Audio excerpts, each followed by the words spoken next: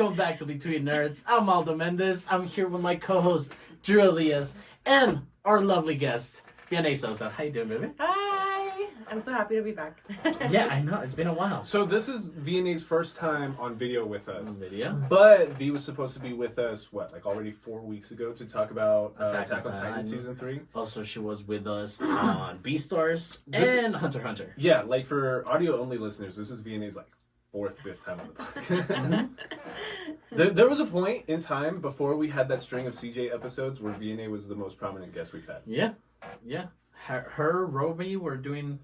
all the heavy lifting in the podcast. So this is how I look, in other words. But this is episode 95. 95 of Between Nerds. We are an elderly podcast now.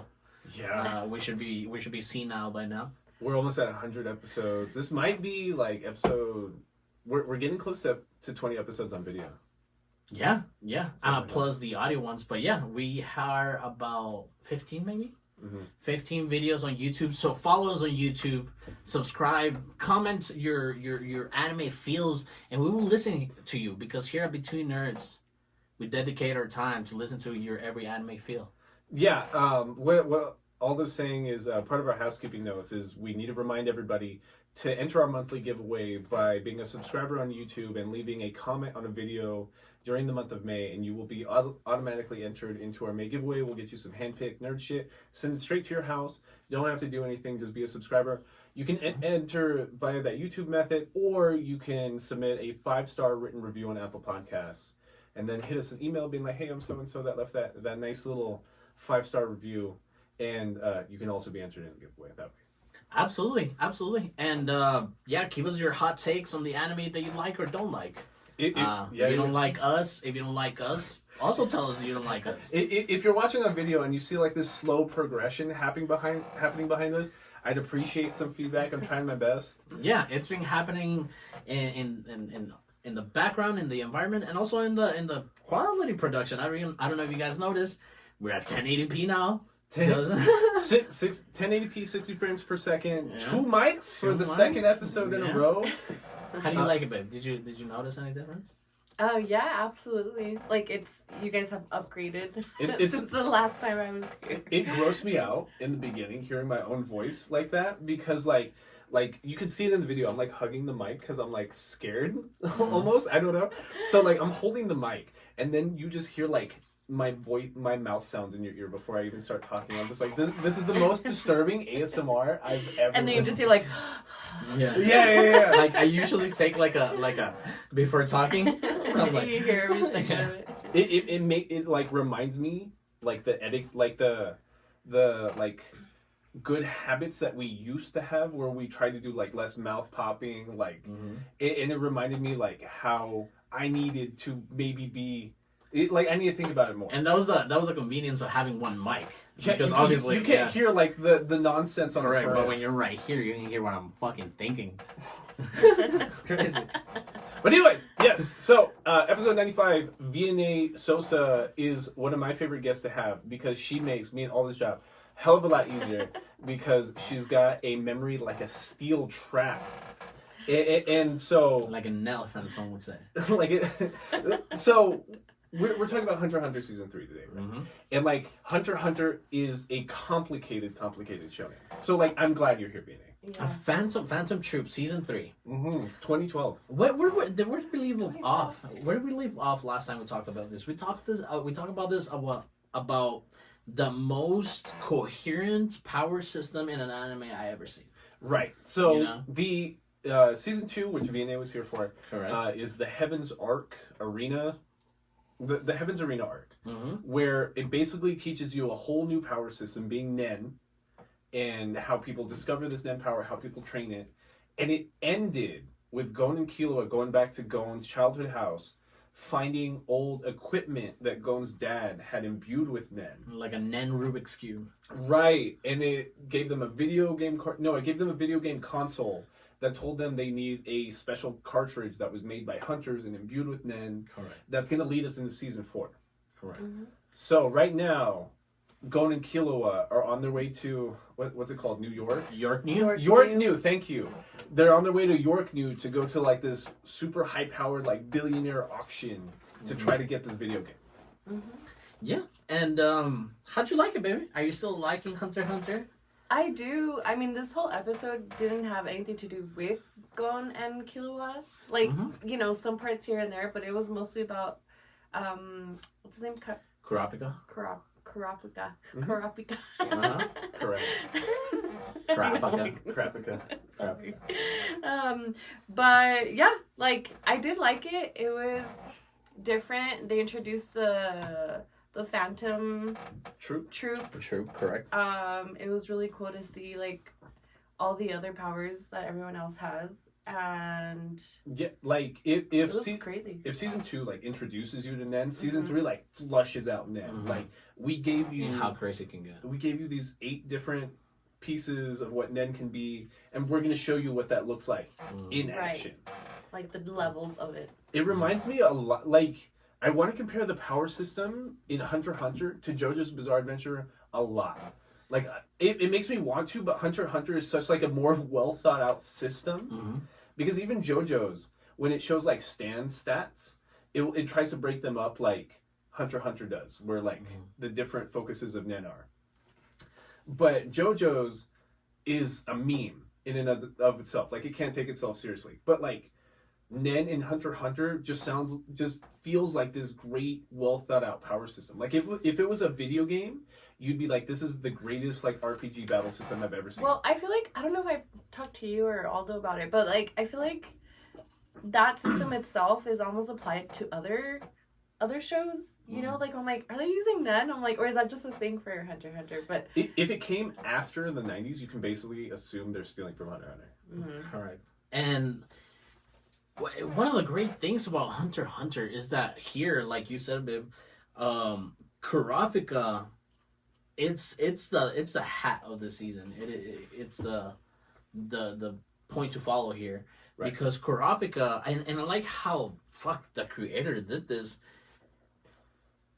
I get you when you say it reminds you of JoJo, but like the way JoJo does it's I wrote myself into a corner, I'm gonna write myself out of the corner.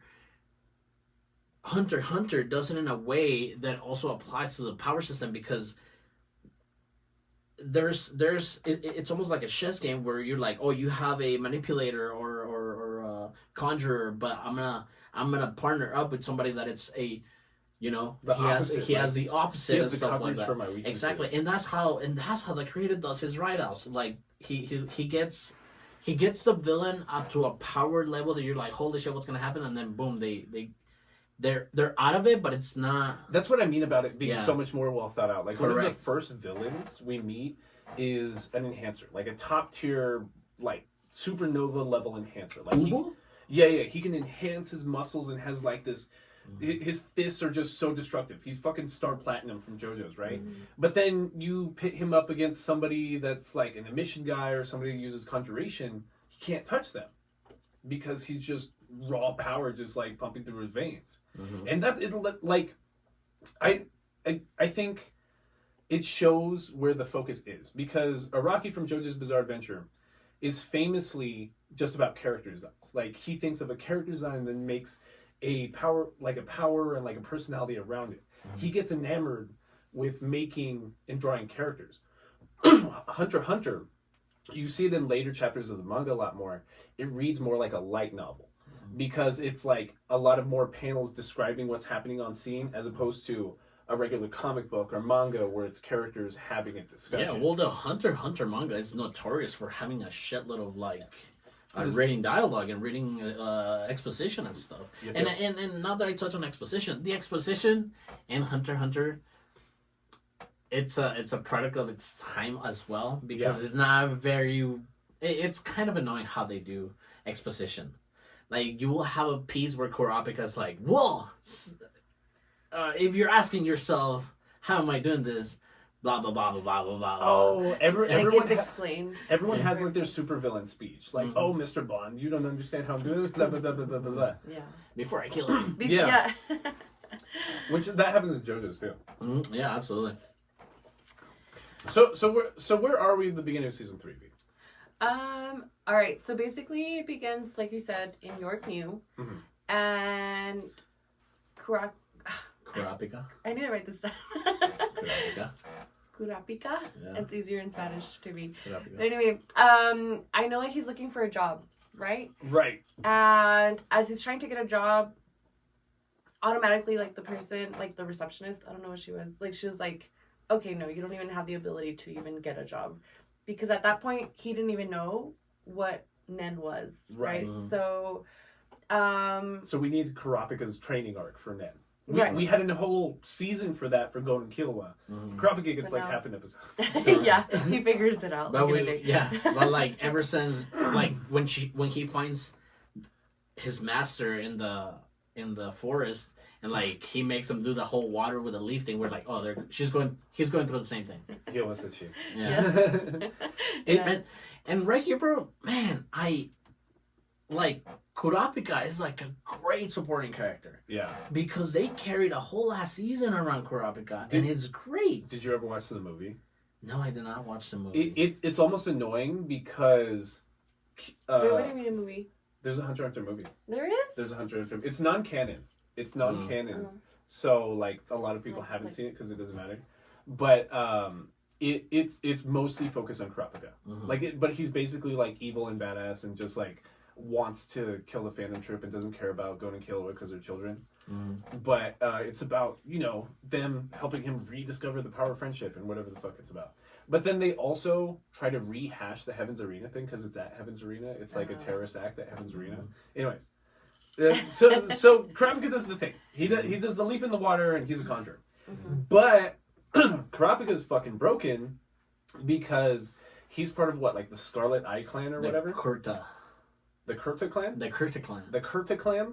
And these were a population of people that when they became stressed or like were having high feelings of emotion, their eyes would turn scarlet. And that became like a jewelry piece. It's a novelty. So like if Hunter x Hunter's full of all these high-powered corrupt billionaires, they can totally contract somebody to go kill this whole civilization and harvest their eyeballs just to like stare at them in a tank because they're Imagine that happening like with any emotion. Me every day with red eyes. Right, but then you get your red eyes and you gain a superpower from it. Right, so Kurapika, when he's in the scarlet eyed form, he turns into a specialist. But so like a specialist, they just make up a power. That's your JoJo scheme right there. Like we just made something up because specialist. Just in case we can't do it with the other ones, we'll have this one. Right. Yeah. So, and then his specialist power is that it lets him use every other branch of Net, which is fucking OP. Busted. That's busted. That's broken. Like he can become a manipulator. He can do a mission. Like 100%, right? Yeah, 100% to all of them. That's busted. Like he, I think it's cool. I love his power. Like the first time I watched this season of Hunter x Hunter, and they show his power in action. I'm jumping a lot between like the beginning and his first fight because I love Kurapika's first fight so much. He conjures chains, but attached to rings on his hand, and each finger gives him like a different branch of Nen power. But technically, no one else should see it. But he makes it visible, right? Yeah, because like there's a named Nen power, one of like the basics of Nen. So if you're a conjurer, you can materialize Nen energy. Right, so you can choose whether or not only people that are using Ren, I think that's the visual one, right, can see it, which is how like most conjurers do, because then like that's how you catch people off guard. Right. But like Kurapika's applying so much Nen pressure through his conjuration, he can make it visible to the average person, which is already in the very beginning of the season like saying a lot. Yeah. And like that's how he gets away in the beginning. They're not completely explaining his powers. We're like, well, okay, is it just a manipulator power? Like he really bought some chains, put them on his hand, and maybe that's it. But which that's how he sells himself when he's applying to his bodyguard position, because he's applying to the bodyguard position so that he can get close to this illegal auction we're talking about, where they're selling copies of Scarlet Eyes. Right. And his whole goal is just to get revenge for his troop. Right. Yeah, well, basically to continue from there, like, he ends up finally getting Nen and all those powers, and then finally gets a job, gets the option of choosing, like, the bodyguard one, right? Right. And so that's when he goes to this, like, big mansion, and automatically it's already a whole bunch of other people also like applying for the job. Right. And then is that when like they start getting tested for their abilities, like Yeah. for the They like the ninjas or whatever they came out. They pretty much hired the entire team with a condition of getting out of the mansion alive. Mm-hmm. Correct. Oh, And this is like their first test. Yeah. Correct. And so we meet. I want to say important characters. Yes and no. Yes and no here, but honestly, like their powers, it happens so quickly. It's probably they introduce like some of these characters like for 5 minutes in one episode, or maybe like 3 minutes in one episode. Yeah. Which is the pink hair girl who has the poison ivy powers of like kissing you and making you a love slave, and which is awesome. Cause I like why they included the fact that she just steps on their face, and they're like, yeah, just because like she doms them, and they start calling her mom and stuff. And the other guy, we get another guy. Poem, right? Yeah, he makes a haikus that become reality. We have. I feel like I barely remember this because like their names and like their powers almost don't matter after the first introduction, except for Melody. Melody, yeah, the one that can just hear everything, like your heartbeat. The girl that looks like a blueberry. The ugly one. But isn't she cursed or something? Yeah. So they like never really explain it. Exactly, and that was one of my gripes about it. I don't know if you remember, like when they do end up getting hired after collecting the items that they were required to get said contract for the boss. Melody's talking to Kurapika's like, you're here for something else, right? It's like, I can hear in your heart because I can hear the melody of life and the notes of like my surroundings and shit. And then she goes in this spiel of, she's like, yeah, the reason I'm like this is because I found a demonic tune or a demonic melody that brings curse to whoever plays it or whoever hears it or something. And she like accidentally killed her friend or something. Yeah, bro, and it gets pretty dark for a second. I'm like, damn. And it happens in like 20 seconds. What? And I don't remember that. That's what I mean. It happened so quickly. I feel like me rewatching it like 2 weeks ago, I was like, holy shit. I never noticed that before. Demons? What the fuck? Like, yeah. So, like, she was a beautiful woman. Like, you know, like, well, all the sex, she looks like a fucking blueberry. Like, with teeth. And, like, her hair is, like a fading hairline. Yeah, she has, like, a crown, like, receding hairline, like, the whole... So side. she got cursed by, like, a form of Nen somehow. And, like, her being Melody, it's not just the listening thing. She can apply melodies, like, imbued with Nen to influence people's personalities. Correct. Which that's a busted fucking power. Yeah, and it's fucking crazy because Kurapika too, being his righteous self, he tells him is like, yeah, I'm not here for that. I'm here for other reasons. And he's like, oh, is she the girl, the blueberry looking girl, Melody? She is like, oh, I feel bad because like on my notes I'm like, ugly girl. oh, exposition time. Oh, I know you told me this because you know if I were to say something, you will still kill me. But you're not going. But you know I'm not going to. Like it's like a different form of exposition because like I could imagine this JoJo scene like having that corny narrator that's in Stardust Crusaders being like, and then Kurapika felt in the deepest of his heart that Melody was really gonna help him, but like instead they're exposing like through a character, so it's. I guess it's supposed to feel like lesser exposition, but it's still not natural, like at all. Like that's just not how people talk. Yeah. So I don't know. I think I saw a clip of this in Family Guy. Lois picks up the phone and she's like, "Hey, sister." It's like, "Hey, why am I calling you sister? I know you're my sister, so why would I even call you that?" Because that's what TV does and like movies do. So it just feels that way. Right. In this exposition through Melody. Right. But yeah, so Melody, high power, Renaissance fucking resonance fucking. She ends up powers. being like super powerful, but like so them getting out of the mansion is like all of a sudden like while all this talking about a bunch of ninjas just start attacking, but Kurapika right away notices that they're probably Nen dolls. Yeah, like he instantly like jumped up to like a chandelier or something like that. He was like actually paying attention that the ninjas weren't going to him necessarily, like they were just kind of reaching stumbling for him. around, like they were sensing where his Nen presence was, but weren't taking into account like this is a not a walkway. And this is where we start seeing Kurapika's like OP-ness. Yeah, right? OP-ness.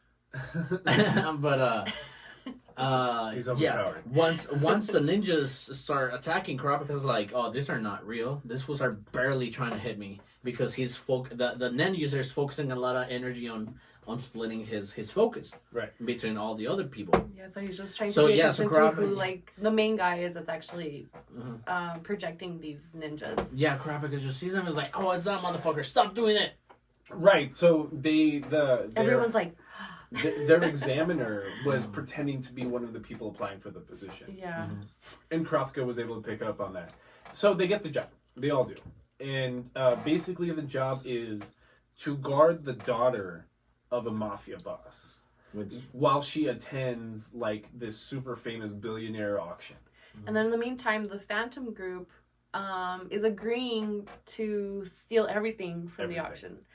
And these people were talked about in season 1 even, because we saw a fake Phantom Troop member who took off his shirt and was like, I have the number 7 on my back. And we saw it in season 2 with what's his name, Bubblegum Man, Hisoka. Hisoka like takes off his shirt after fighting Gon and Heaven's Arc Arena, and he's got like a 7 on his back.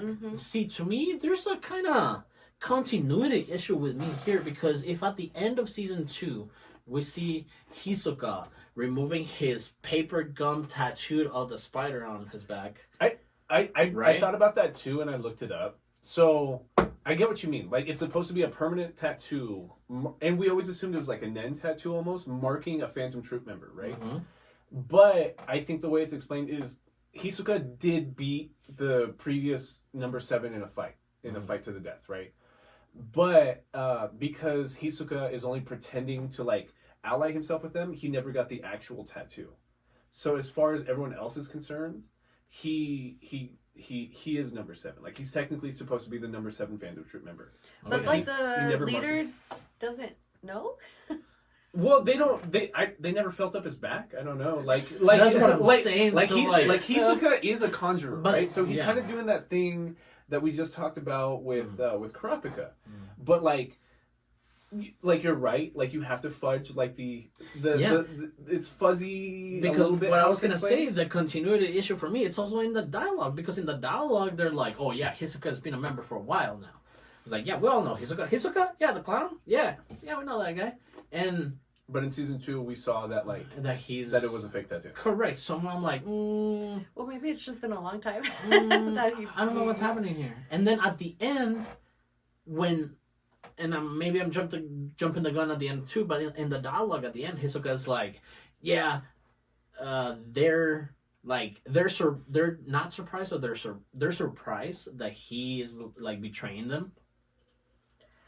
I don't know. I feel like they expected it from him out of all people. They talked about it a lot. Yeah, but Hisoka, what are you doing? Where are you? It just felt and then weird. in between, well, we'll talk about it later, but like in between for sure, there was a part where it's like, okay, we definitely can't trust this guy. Yeah. So, I think after that, it's when they introduced Gon and Killua again, and they were in the like where they have to they're like earn downtown money. York City. Yeah, they have to try to earn money. Oh, and they meet up with that one guy. Leorio. Yeah, Leorio. And that's what's sad. Like, Leorio is the one that got cucked the hardest, like, writing-wise from season 1. Because they try to treat season 1 that it's this 4-person knit group, like, so much. She's like a Brook. Yeah, a Brock. I mean Brock. From Pokemon, right? Yeah. So, like, Brock from... Like, the expendable, like, third character that switches in and out between seasons, that's how he is more than anybody. And, like, it makes me feel bad, but, like, it's clear that, like, the author just fell out of love with the character, which, like, you're writing it week to week for, like, 10 years, and it happens. Well, they did say, like, he's the one that wanted to actually do, go to school, like, to be a doctor or something, right? Mm-hmm. Okay. Yeah. But, like, the reason why he meets up with them in York New City is because the end of the Hunter exam, which was the end of season 1, they told each other, like, Let's meet a year later, right? Like, exactly a year later, we'll meet in York New City. Mm-hmm. Yeah. So, with them 3 there, they are waiting on on Kurapika to get there, too. Correct. And but, like, Kurapika, like, doesn't even give a shit about them. Yeah. Because now it's just, like, revenge focus, on the clan. Revenge on the clan. That's it. Oh, we forgot to mention, like, in the actual job itself, after they did, or I don't know, maybe I already Go forgot. ahead. But anyway, after like he found out like who was manipulating the ninjas and all that stuff, like they actually get into a mission of getting the red eyes. Right. Did we mention that? Well, they got hired to protect The daughter of the mafia boss. but the daughter wants the Scarlet Eyes. Right, like they literally showed like what she wants from the auction. Catalog. Catalog. But then remember, it was like such a little curveball to the story or to the plot that it was, oh wait, we heard about an attack to the auction, so now we got to make sure the items are safe. So that becomes the new mission now, because they pulled the daughter out of the like she wasn't gonna go to the auction anymore, I think. And we'll talk about that scene though, because that's the introduction to like the powers to like 3 or 4 Phantom Troop members. Correct. Because so Gon and Kilo are in York New City, and they need to make money to afford this $1 billion video game, right? So they're doing like a street scam almost, where Gon is following the ball, and then they're manipulating with Nen, or Gon like starts arm wrestling people on the street. And starts like betting and making more and more throughout the day. Pretending that he's struggling. Right, but like he's using Nen to a certain extent, and he is an enhancer, so that's not fair. Like, yeah, and goddamn Gon's character is so like delightfully written that like he's just like super good. He's like, how do I pretend I'm lying? I don't get how people don't like Hunter x Hunter just because of Gon. Yeah, Gon is like, crazy. Because he's the best person. He's ever. like, he's such the best person that like noodle. he's annoying. Yeah, he's a good noodle, exactly. Like, yeah. But like the first introduction with one of the Phantom Troop members and how powerful they are is right then, because if he's arm wrestling people throughout the day and using Nen, a Phantom Troop member, which is a girl whose power is like a vacuum and she can like suck up other people's Nen and stuff, and she's got glasses and like black hair and bangs. The Super Suck 3000. Yeah, exactly. Vacuum. But like she arm wrestles Gon like on a whim, and she almost beats him. But she was using her non-dominant arm. She was using her left arm. No, she was using her right arm, and everyone says that she's a lefty. And she was like, no, well, I don't know what happened. I tried to beat him with my right, and he just looked like some average kid to me. Mm-hmm. So then, like, that's when the Phantom Troop starts, like, keeping eyes on Gon, too. Mm-hmm. So they're like, okay, so he's clearly a knows, user. Yeah, like, he knows what he's doing. It's really cool because, I mean, once we start doing the whole wrestling, they're getting money to buy the video game. Yeah. The video game for the console that Dad left them. And for maybe 3 episodes at the beginning, we are led to believe that this is going to be the continuous story. Yeah. And then, like, we like, every 3rd episode's going to kill that episode. But it's not even about the game anymore. It's just about them getting money. Yeah. To get the game. But then they forget about the game. They're like, no, we're going to help Kurapika. Yeah, just because they're nice guys, and they remember that they want to help Kurapika, and there's a whole episode about collecting vases with Nen and pieces of art while using Nen powers, because if Nen is like you using like your soul energy, like you're so good or passionate about something, it's like hockey from One Piece. You can accidentally imbue your Nen into something if you're a really high-powered like artist. Like if I'm crafting something by hand, like the explanation to focus and willpower and talent in this world is that it's Nen, even if people don't realize it. So if I'm creating this vase by hand, I'm imbuing it with Nen. And if I'm imbuing it with enough Nen, somebody that's using Ren can recognize it as probably being a good piece of art. And there's like a whole episode about that. And it's literally just all about them running around town and bidding on random pieces of jewelry they find and appraising art and stuff like that. And we think the money matters. Yeah. And we're like, fuck, yeah, keep going. And it feels like a video game. Like every time Killua and Gon are on the screen, it just feels like a video game. Mm-hmm. Because we follow Kurapika, and again, it's like a whole different shout out anime.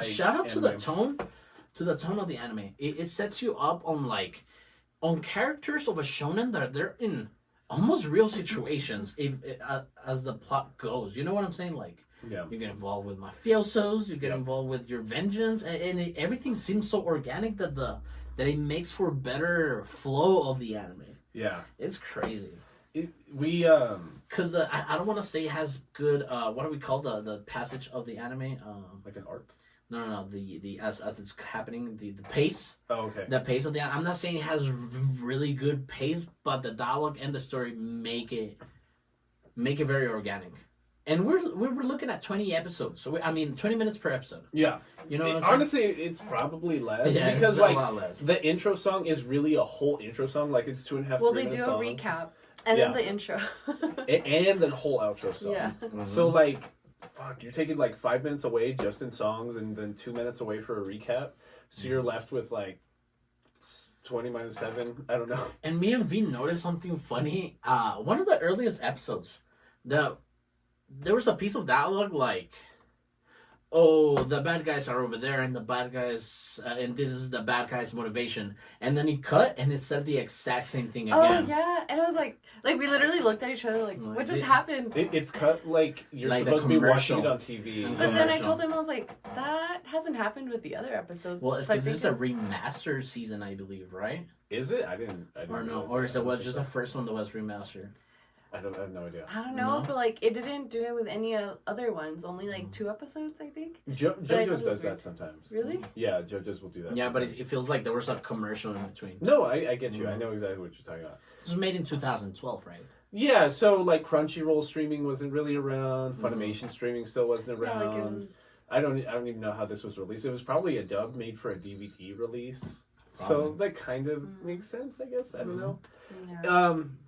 Anyways, though, but what I was talking about with the rest of the Phantom Troop guys' powers is there's like only 2 or 3 of them that actually raid the auction.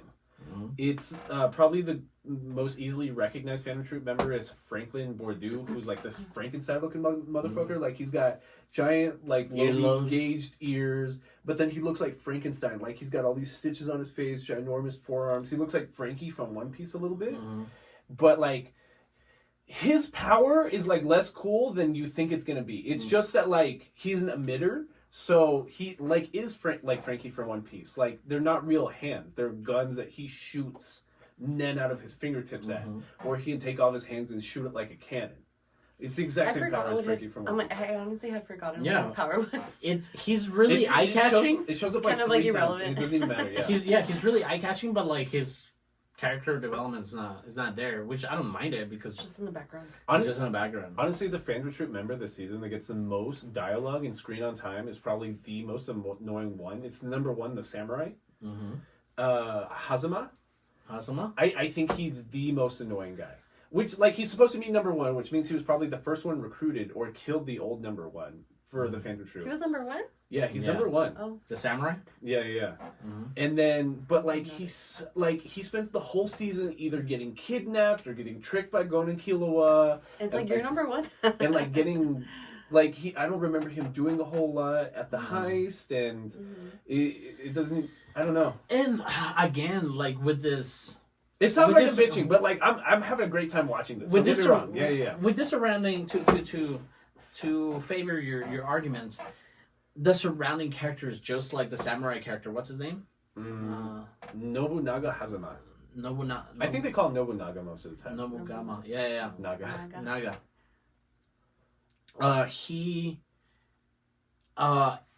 His dialogue pieces are very emoting because we haven't even talked about Kurapika and Obu. Right. You know? So well, it's because Nobunaga, he's kind of like he's a gag character. Like he's supposed to be number 1, like me and V are saying. Like he's supposed to be taken the most seriously. Like he might be one of the most powerful guys. But like a lot of shonen battle anime are still gag anime at the end of the day. Like that's what people bitch about One Piece. I don't know how people take Dragon Ball as seriously as they do, because like don't get me wrong, I love watching Dragon Ball Z, like old fights and stuff. But like if you rewatch old Dragon Ball Z episodes, they're mostly gag episodes, like them just fucking around at the house and making dumb jokes. JoJo's is almost entirely a gag anime when you think about it. It's like, but that's what JoJo is. Yeah, like it's not almost trying not to even be a battle anime at all. It's mostly gags, and like sometimes people like put too much of their own feelings and want it to be super cool and edgy, but like it's anime. Like it's made for like young kids at the end of the day, kind of. So it's made for me, bro. Yeah, I was like, it's made for me.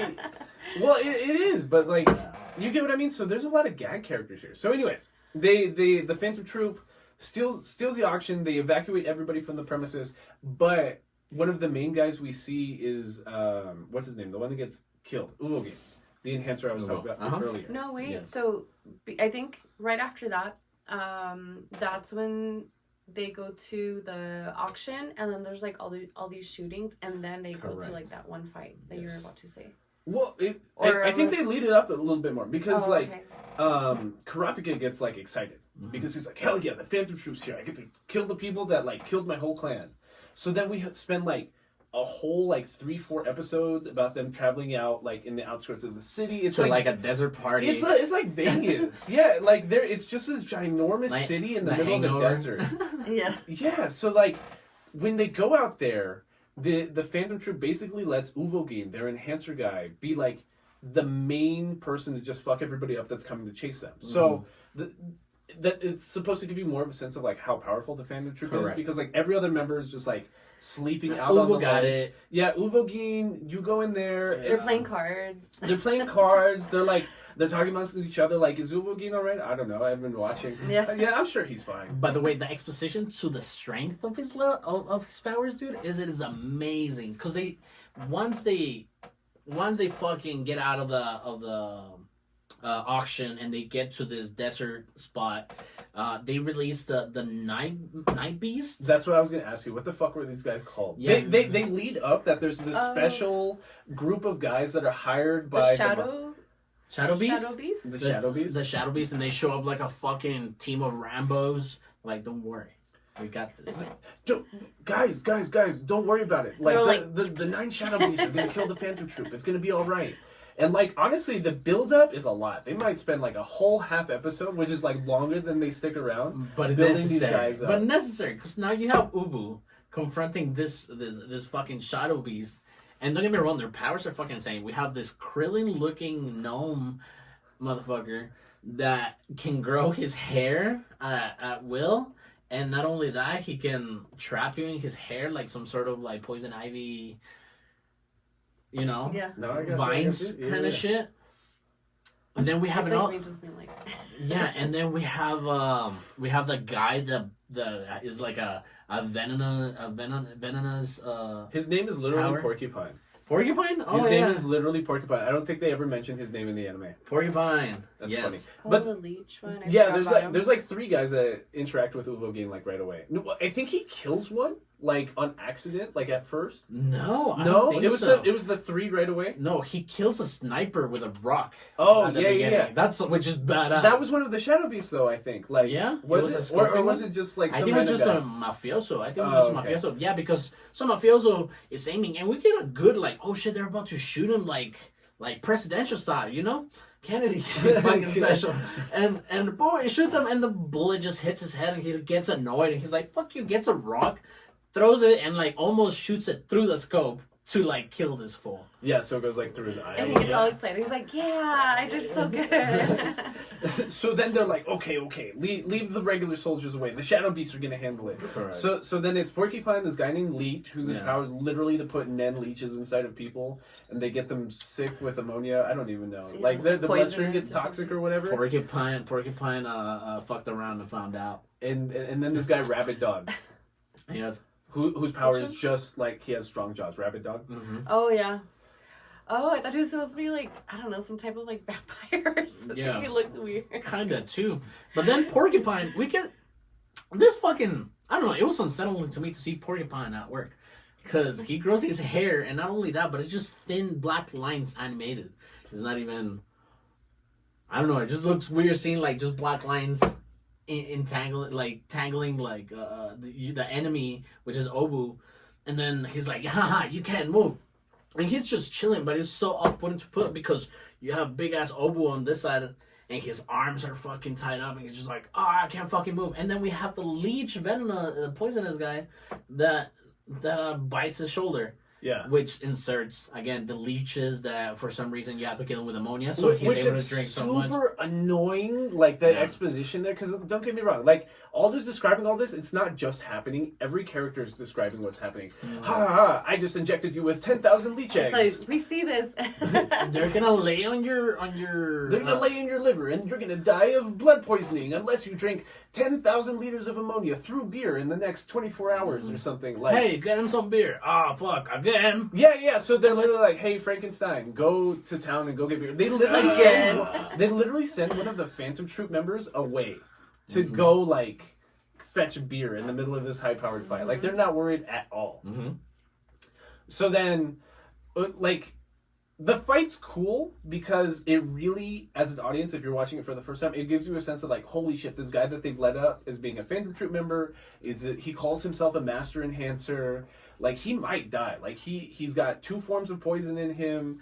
He's getting clawed at the neck. He's got hair on his body. Did he already introduce the spider on his back at that point?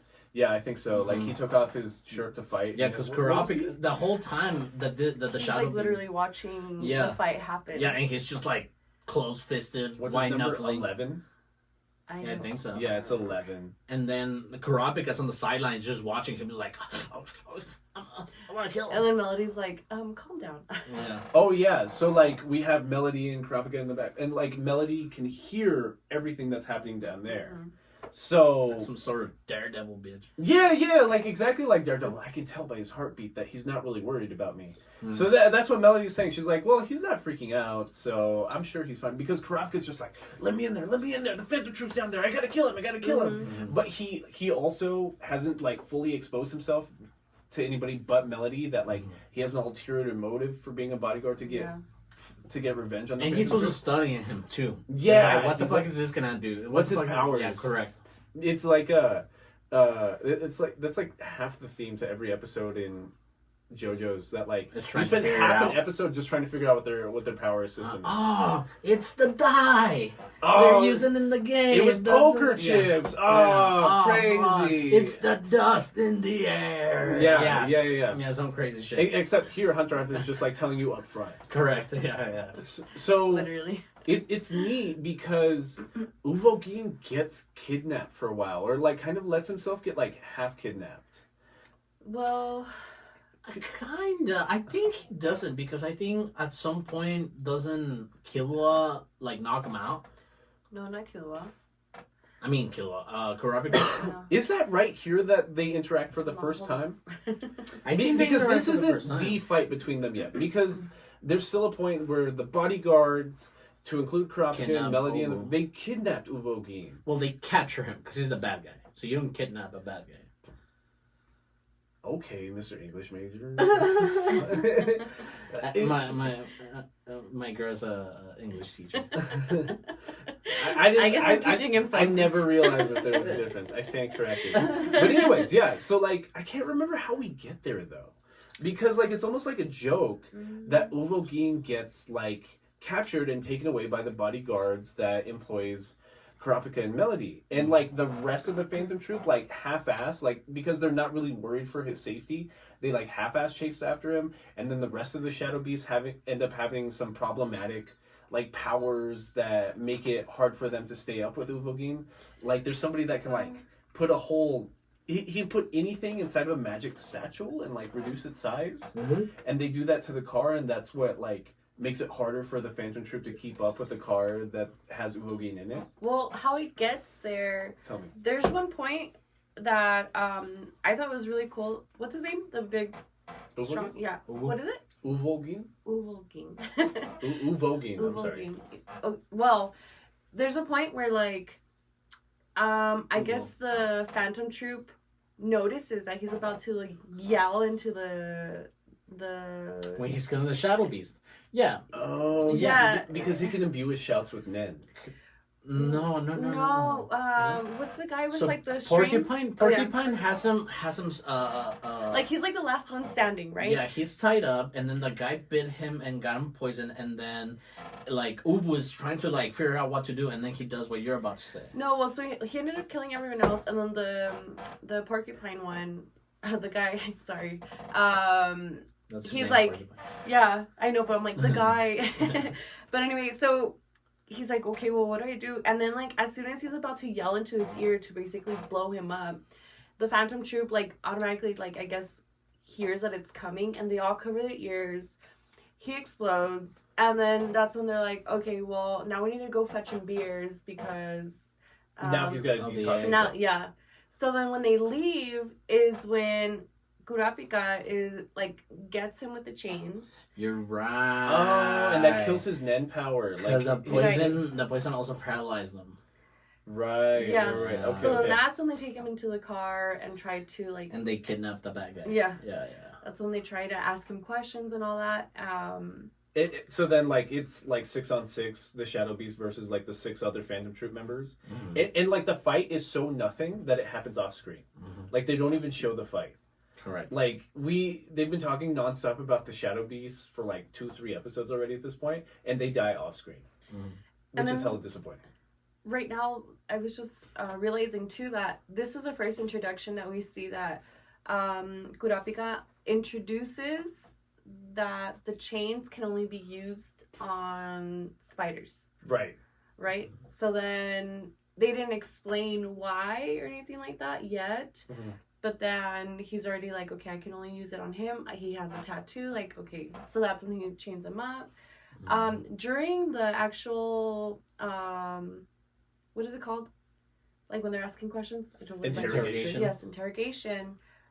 I think the big guy, I forget his name. Ubo? I'm terrible, I'm sorry. Ubo. And they're also pumping him with drugs like this whole Ubo. time too. Ubo. Like Ubo. Okay. they're pumping him with drugs to keep him paralyzed this whole time too. Right. Yeah, because he can't use his Nen. Right. But then at the same time, he's like, if you let me go, I won't murder I won't murder you. you. Yeah. And then Melody's like, he's telling the truth. And I love his character design too because it reminds me of like Savage Wolverine. I hate it so much. And he's just all big and he's like, I'm gonna fucking kill you. You guys don't let me go. He looks like such a 90s anime character because he's Yeah. like, he's just like 6'6", 300 pounds, but with like spiky Goku hair, except it's gray. But he looks like a savage. Oh, because he has sideburns? Because he looks like Wolverine. I don't know. No, I I get see it. what you're saying. He I see does it. look like a every other day Dragon Ball Z character, but I cannot compare Hunter x Hunter to Dragon Ball Z at all because it just doesn't. I don't make the connection. Like, No, I get it. It's just the 90s. Like, everybody was just like some buff guy with spiky hair. I get it. But, like, so he breaks out. Like, basically, the Phantom Troop, like, disguises themselves as people that are working for the mob and working for the security service and, like, make their way in all the way to the room where Uvogane's being held and just, like, release him. And they're like, we got the treasure. Or, not the treasure. What was it? Like, everything they stole from the auction. Yeah, I think they called it treasure. Oh, Yeah, okay. We got the treasure. We killed the mafia. Like, we're good. Pretty much. And then, Uvogin, that's when he's like, nope, now I need my revenge. I am not going to go back until I kill Kurapika. Right. So... Because he, like, embarrassed him almost. So now it's, like, a pride issue. So he murders everybody in the building, basically. And Kurapika was out meeting Hisoka secretly in like a theme park, like a carnival almost. Yeah. Because, like, I don't know. Hisoka What exactly and was Clown. said then? Like, They were sharing. trying to make like a deal of something? Yeah, they're. It's because Hisoka was selling out on their powers to Kurapika, so he was telling them like what their Nen powers were, and then Kurapika, I don't know what Hisoka was actually getting out of it. Like they were just. Hisoka's just weird and creepy and was just kind of Like he was just telling him like some. well, I I think don't even remember. I feel like at the end Hisoka's motivation to make that deal with Kurapika was just to weaken the spiders, I believe.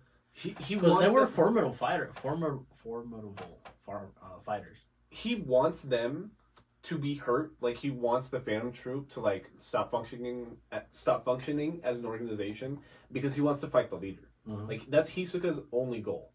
Is like he has that weird gimmick we saw a lot in season 2 where like he gets off on like having high powered fights and like fostering high I powered was characters. literally just telling him this on the way over here. Right. I was like, so he just gets turned on for like anything, right? Like specifically like to fight anyone, he gets turned on about it, and it's just weirder with the kids. It animates it, like it'll give like a scene that's just like a black backdrop, but then it's got like bright emphasis lines on his pelvis. Yeah, emphasis on his pelvis, like he's doing like a JoJo stance, like hip out. He's like, oh, I knew you were good. Like that's the exact language too, like very suggestive language. In like Hisoka's just he's an uncomfortable person, because even when he's talking to Kurapika right here, he's like, don't you want us to be friends? Does weird lip licking motion. Wouldn't it be neat if we were friends and we helped each other out? Licks lips again. Oh yeah. Shut the fuck up. Yeah. Like, just really uncomfortable person. But anyway, so like Uvogin escapes, and like they hold him up in an apartment after killing everybody on site, and like he's just drinking beers and like trying to detoxify his liver from the larva or whatever. So he's fucked up. But like it's kind of a trope that you see in like just a lot of fiction writing. Just like big strong guys don't get drunk. It is the trope. But like, so Uvogin's about to go try to find Kurapika. We know it's clearly going to be like his final fight with Kurapika. But like, do we believe he's drunk right now, do you think? Or no, just because big strong man can't be drunk? Honestly, like he drinks like 50 beers or something. He does, but he doesn't look or act any different. Right. There's that whole Captain America, every superhero thing that they can't get drunk. I feel like I know a lot of people, or I've met a few people in my life that like play on the outside really well when they're drunk, but then like the longer you talk to them, it's like, you're like, wait a minute. Yeah, like what are you saying right now? Yeah. But anyway, so whatever. They go out into the desert. Kurapika basically, I don't know how they both know where to be. But like basically they do end up in the same point in the desert, a different point of the desert outside of York New City. Hold on, I think you're skipping. Am I? What am I skipping? Yeah, so at this point it's where Kurapika's finding out that I don't know if at this point he already knows that he's on his way to go get him. Yeah. But I know that there's a scene where he's like on the computer looking up like a location. He's like, oh, we need to move the blue hair girl out of the room because they have access, like the pro nen users. Neon? Yeah. They have like access to see locations or something like that. And so now like the mission is to move her from a different room, and then now he's like ready for him. I don't know who calls. It was a Melody that called him like, hey, like he escaped and now he's on the way to go get you. Yeah. Maybe. Well, I'm glad you brought up Neon for the first time, because we should have gone into her more. She's the reason. She's the reason for the bodyguards. Like, she is the daughter of the mafioso that I was describing earlier. But she actually has a nen power. Like I don't know. Like I guess it's like a special. Yeah, I guess it's like a specialist power. But like she's also conjuring like a little ghost that like can write fortunes, right? Like the nen, it's kind of like she's making a nen beast almost, but like she's a fortune teller, but like through this nen beast, and then she speaks in riddles. Yeah, and she doesn't even like ask questions, nothing. Like she just writes it. And as long as she can see your face, yeah, and she knows your name. Oh, and I think your birth date. There was like a few type and your blood type. There's like there's a few conditions with it. But yeah, she can write you your whole week if she just has these pieces of information, but they're written as a riddle. So it's the reason why her family is moving up in the ranks in terms of the mafioso government, because she's generating so much wealth for her dad. Right. And she's also and at this point the dad is just like, I'm gonna make her happy because she's making me money. And again, so. B plot, super B plot. Like it's B plot, because yes, that's going on, and it's also so exciting, but also the motivation throughout the whole thing is not even her. Like, she doesn't even matter at the end of the day. She matters more, not even here, but later on when she gets like her power stolen. Correct. That's when she really matters. But she's like off screen. Yeah. Almost the entire time. Right. Exactly. Yeah. So anyways, right here. So how did they get in the desert? Yeah, I just remember that he was aware that he was on his way to go get him, and then somehow they both appeared in the desert. Like they got the memo. And that feels like a Dragon Ball Z fight. Being like, we gotta get away from town. Meet me out in the desert, and we'll battle it out. Yeah. And this fight is like my favorite fight in the entirety. No, that's not true. Up to this point, it's my favorite fight in the Hunter x Hunter anime. It's really good, man. Up until like seasons 1 through 3, this is my favorite fight. Like, and that's despite all like the Nen fights between Hisoka and Gon, like in the tower, Heaven's Arena or whatever. But this is definitely the part where, like, I guess, I mean, they're explaining how strong he is throughout the whole episode, but then like, this is the first time where I'm like, oh wait, he really is strong. Like, he's probably like the strongest one from the so far. Uvo is, yeah. No. Kurapika. Yeah. Absolutely. Yeah, sorry. Absolutely. Yeah. Because Kurapika right here, through the exposition of how strong he is, we're getting the exposition of how strong his power is. Right. Yeah, because they explained that he can use like 100% of all his powers, but you haven't seen any of it yet. And we've only ever seen the one chain. The one chain that just wrapped out Uvo when they kidnapped him. And here the chains work as, correct me if I'm wrong, but like Gear 4, like what's what's the power in One Piece? Nen? Haki? Haki? Like, haki is not supposed to be visible to people in the world of One Piece, but it is visible for the reader, right? Right. Yeah. Right. Okay. Correct. So it's like something like that. So we're throughout this whole time before this fight with Obu and Kurapika happens, we are seeing the chains. Right.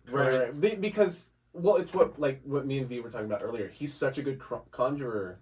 Like, that was the first that we start seeing the beginning of the fight through Uvo's perspective. Because if he's just an enhancer, there's nothing to like pick apart. Like, what the fuck does his power do? He punches hard and skins hard. Okay, cool. But like, we're seeing it from Uvo's perspective, where like he's battling off the chains, he's punching Kurapika's arm, he thinks he's breaking Kurapika's arm, and like, so we hear his thought process where he's like, okay, cool, those chains have always been visible this entire time, so I bet he's not even a real conjurer. It sounds like he's a manipulator, and that's why his chains are so strong, because he's emitting his Nen power through the manipulated chains, because like emitter and emitter and manipulator are right next to each other. Okay. So and that's when he punches him, right? And then he's like, I definitely got an arm. He only has access to one arm, and then he comes back like, is that all you got? yeah. Like, the dust settles and like his arm is fully healed. So then you're like, wait, so what the fuck is happening now? And that's when like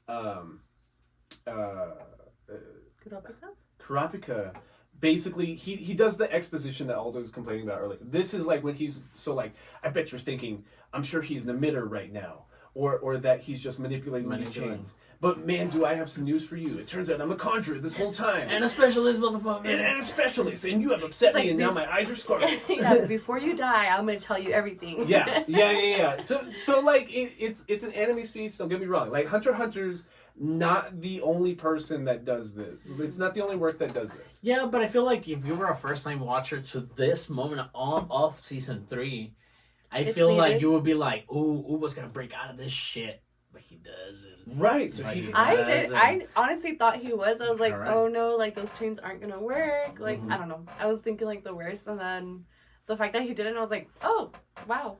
Well, before he gets kidnapped, I think Kurapika kind of like fucking with him a little bit more, because this is his first time that he's using his chains, because he made a deal with him. He made a contract with himself that his chain Nen power can only be used on members of the Phantom Troop. I think we talked about that a little bit, but now we see like exactly what that means and what contracts mean in terms of like power scaling in like the Nen universe. So Kurapika, like, kind of testing the limits of his strength a little bit, is letting Uvo like make craters in the ground and throw up dust and think that like he's getting the upper hand, and that he's being tricked by Uvo being in the dust cloud, lets his arm get broken again, and that's when he spills the beans, and he's just like, well, I just healed myself because with my index finger, I'm using an emitter power to like emit energy into my broken arm. Yeah, and something like that. And I'm healing myself. And so he wraps like the main chain around Uvogin, and Uvo's just like, well, I can break out of this. And he's just like... Just tries to flex. Yeah, and just... And Pineapple Express. And we're seeing like his Nen power as an enhancer show up as like this aura around him. And we're watching it like flex and gain strength. And we're like, holy fuck, like he might actually like bust out. And that's where Kurapika really explains like the extent to his contract. Like, no, like I have wrapped a piece of Nen chain around my heart, saying that if I use this power on anybody that's not a Phantom Troop member, I will kill myself instantly. Mm-hmm.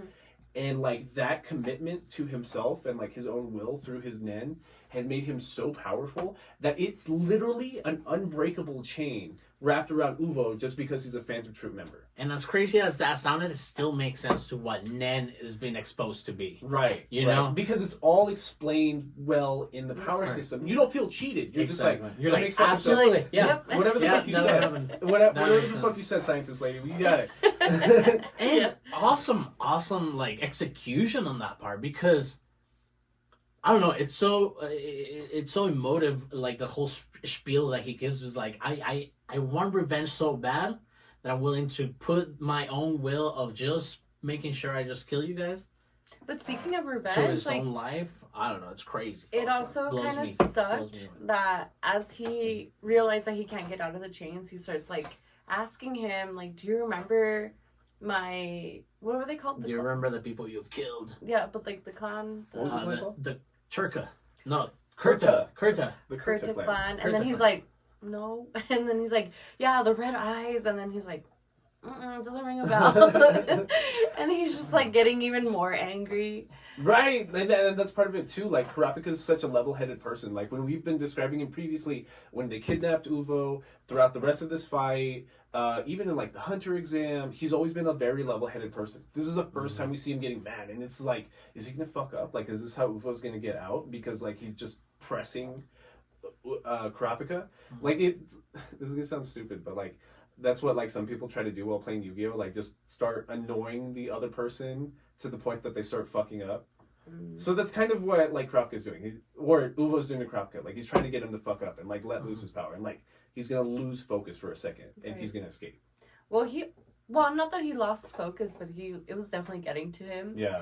And then I think that's when he was just kind of like, all right, well, did he start asking him questions about the Phantom Troop? Yeah, he's like, tell me everybody else's power. And he's like, kill me. And he was like, fuck you. Yeah. He's like, just kill me. I'm not gonna say anything. Yeah. And then we see another aspect of his Nen capabilities. And he's like, what I did to my heart, I'm gonna do it to you. And my condition is that you can't be a bitch.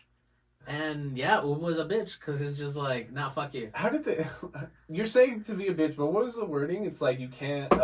He's like, something, yeah, every question you have to answer every question I ask you truthfully. It's like he's like, where are the rest of the spiders? And then Ubo's like, haha, fuck you, bitch, or some. Yeah. Just like spits in his face essentially, just being like, just kill me. Yeah, I don't just kill me. And then he's like, him answering that, he kills himself, which is animated, very cool, black and white background with a like bloodshot moon. It looks good. And the thing about Kurapika is he immediately almost starts like vomiting. Like he's sick to his stomach that he just killed somebody. Well, he got pierced to the heart, didn't he?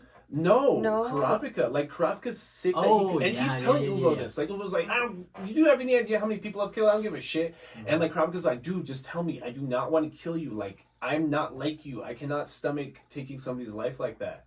Like, I'm not some animal like you are. Like, can you just tell me? So like, I thought he was trying to kill everyone who was. He wasn't. Like, he says it, but like, he's still not entirely comfortable with taking another person's life. Like, his whole goal in life is revenge. But he flat out says, like, I don't enjoy killing people. Like his goal, I guess, was just to kill like the boss or like the leader. He kind of wants to, like, don't get me wrong, he does want to kill all of them. Aldo's giving me another look. Like, he wants to kill all of them. But he also doesn't enjoy the act of killing. Like, it's still like very uncomfortable for him.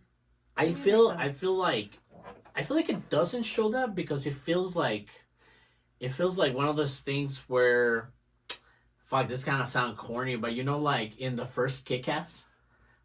Do you remember Kick-Ass, that movie? Yes. Yeah, yes. do you remember it? No, not really. No? Okay. I know I watched it. Though. Well, towards the end, it's this cheesy kind of thing where the villain does something really... Like, he thinks, like, it's a game until he falls to his death. And he's like, oh, fuck, I fucked up.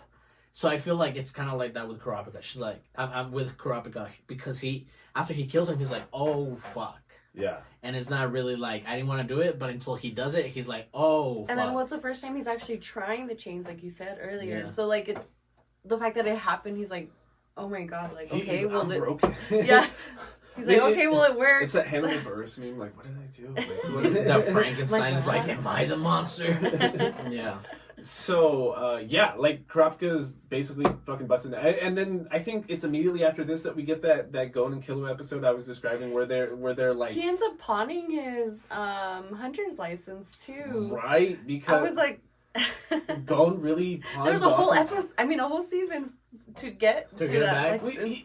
I guess they're not supposed to sell it. Like, it's just a pawn. Like, don't get I mean, at this point, I guess he doesn't need it, you know? Because his goal is just to get to the video game now. Well, if anything, how they explain it is as long as Killua has his, Gon doesn't really need his. Because Killua is the one that was using the Hunter network to, like, log in and get any information that the Hunter organization has or whatever.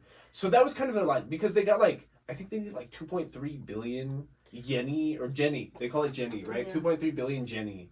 But, like, the Hunter's license was worth, like, 600 million. So they're just like, we'll pay it back later. We can pay it back later. They got the money from, like, the arm wrestling. They got some money from there. And that's when they got all the money they needed after pawning the license, no? Right. And like, they really do over-explain the pawning process here. Mm. So, like, basically, the statue, the secret statue treasure one? Right. They have 3 different treasures. Like, one's a painting, and like, they're using Ren to see that they're imbued with Nen, right? So, one's a painting, one is... a ring or something, and another one is just a wooden box.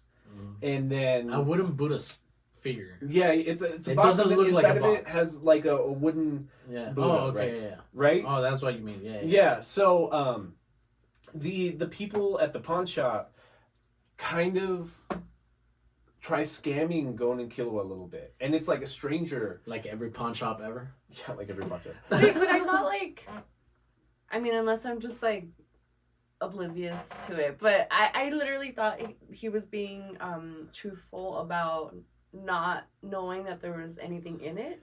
That's correct. I think that they were fudging it because like they clearly knew there was a a good chance that there was some treasure inside of the Buddha statue.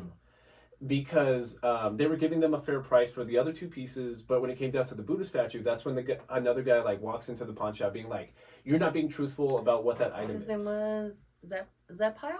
Zepile. It's literally how they pronounce it too. Zepile. Zepile. They pronounce it Zepile. Yeah. Yeah. Not actually Italian. Just Zepile. Zepile. I don't know, but he like starts bartering on their behalf with the pawn shop owner, explaining what kind of treasure this is. So like during previous periods, to hide taxes from the government, households would put like jewelry inside of a fake wooden item. This one being this Buddha statue. Mm-hmm. And he's like, so look at the top of the Buddha statue. You can see that it's still sealed and hasn't been busted open. And it's heavier than it would normally be. But the other guy's like, well, you don't know if like someone was a pro and just glued it back together. Re-glued it back together and put a rock into it. All this fucking forward of like pun society lingo. Yeah. You know, and... Well, they could have intersected it by cutting it through the middle where you wouldn't normally suspect the glue to be. Yeah, and by the way the pawn shop does it is that they look at the item, they know nothing's wrong with it, but they're like, he's telling the seller, he's like, whoa, how do I know that shit's not good? When he knows it's good. Right. You know? Yeah. But then he exposes them, the Zepile? Zepile.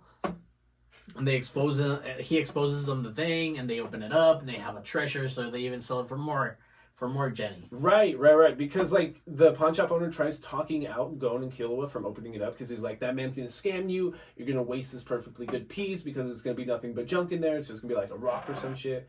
But yeah, it's fucking anime gold. Like it's Scrooge McDuck level wealth, right? Yeah, Scrooge McDuck. Yeah. Just like this fountain of like gold, like gold outside coins, of the statue, and like a crown, and like how did that fit in there? I don't fucking know.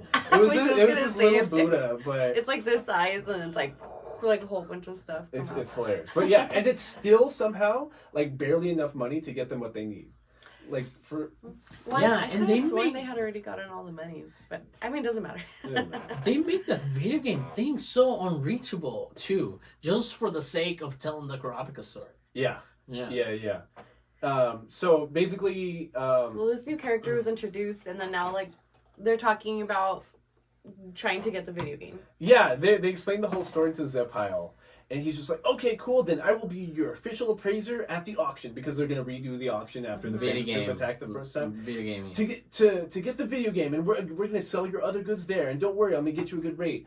And they're like, oh, wait, that A plot that we've been following, the Kurapika plot, we have to go over there and help out our friend Kurapika. Yeah, because he calls them or something. Yeah, so we're gonna leave this complete stranger in charge of like billions of Here's Jenny. all my money. Yeah, here's all my money, everything that's gonna make me money, like 5 billion Jenny worth of shit. Just like you But watched that. I know I met you like 6 hours ago, But we're gonna go help. Yeah, but we're give gonna you go $1 help billion our boy. or how much, whatever. Yeah, we'll give you whatever you need. Just Yeah. get us what we need for the video game. Anything over that, it's all yours, bro. It's almost like the witch character from Konosuba.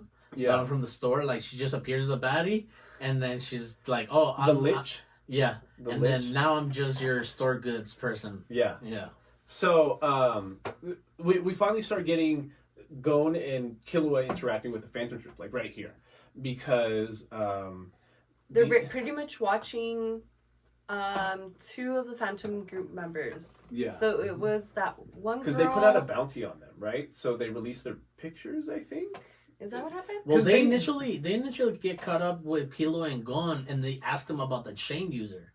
No, but before that, like You're They're- skipping, yeah. they're remember they're like in, I don't know if it's like a restaurant or something, like They're like way having above, tea or something. and then like A they're plaza. literally something like that, and they're like keeping an eye on these 2 Phantom Troop members, where Killua's like literally explaining like, okay, It's Machi and Nobunaga. Machi. What's her power? The one with the puppeteer. needle? Oh, she's the one with the needle? The one that like reattached Hisoka's arm in season 2. Oh, Oh, true. that's her? Yeah, that's her. Mhm. Oh, That's how we knew her, because of the Phantom Troop. Correct. No wonder they introduced. I mean, they showed her so much. So technically, she's like the second Phantom Troop member we ever meet. Oh, okay. But Killua's like basically explaining like, okay, so they're playing as bait because they're just out in the open, and normally they wouldn't like. You're right. They're acting as bait to make the chain user come out into the open, because what they're like. Nobunaga and Uvo were besties, so Nobunaga's fucking pissed right now. So he basically volunteers to act as bait, right? Yeah, because they knew each other before the actual Phantom Troop. Right. So they came up together, and damn, you're exactly right. And their explanation for Uvo was the strongest among us. There's no way that he could have been killed. The only way he was killed is because he's kind of fucking stupid. He so got cheated. Yeah, he got cheated out in the desert by himself. So as long as we're in pairs, like the chain user can't kill us. Well, in this part, like, or was it this part? But basically, like, they explained that Uvogin, he's better where he feels like he's protecting someone. Right. So the fact that he was like alone, they're like, oh, He's like, too reckless with his own life. Like, Yeah.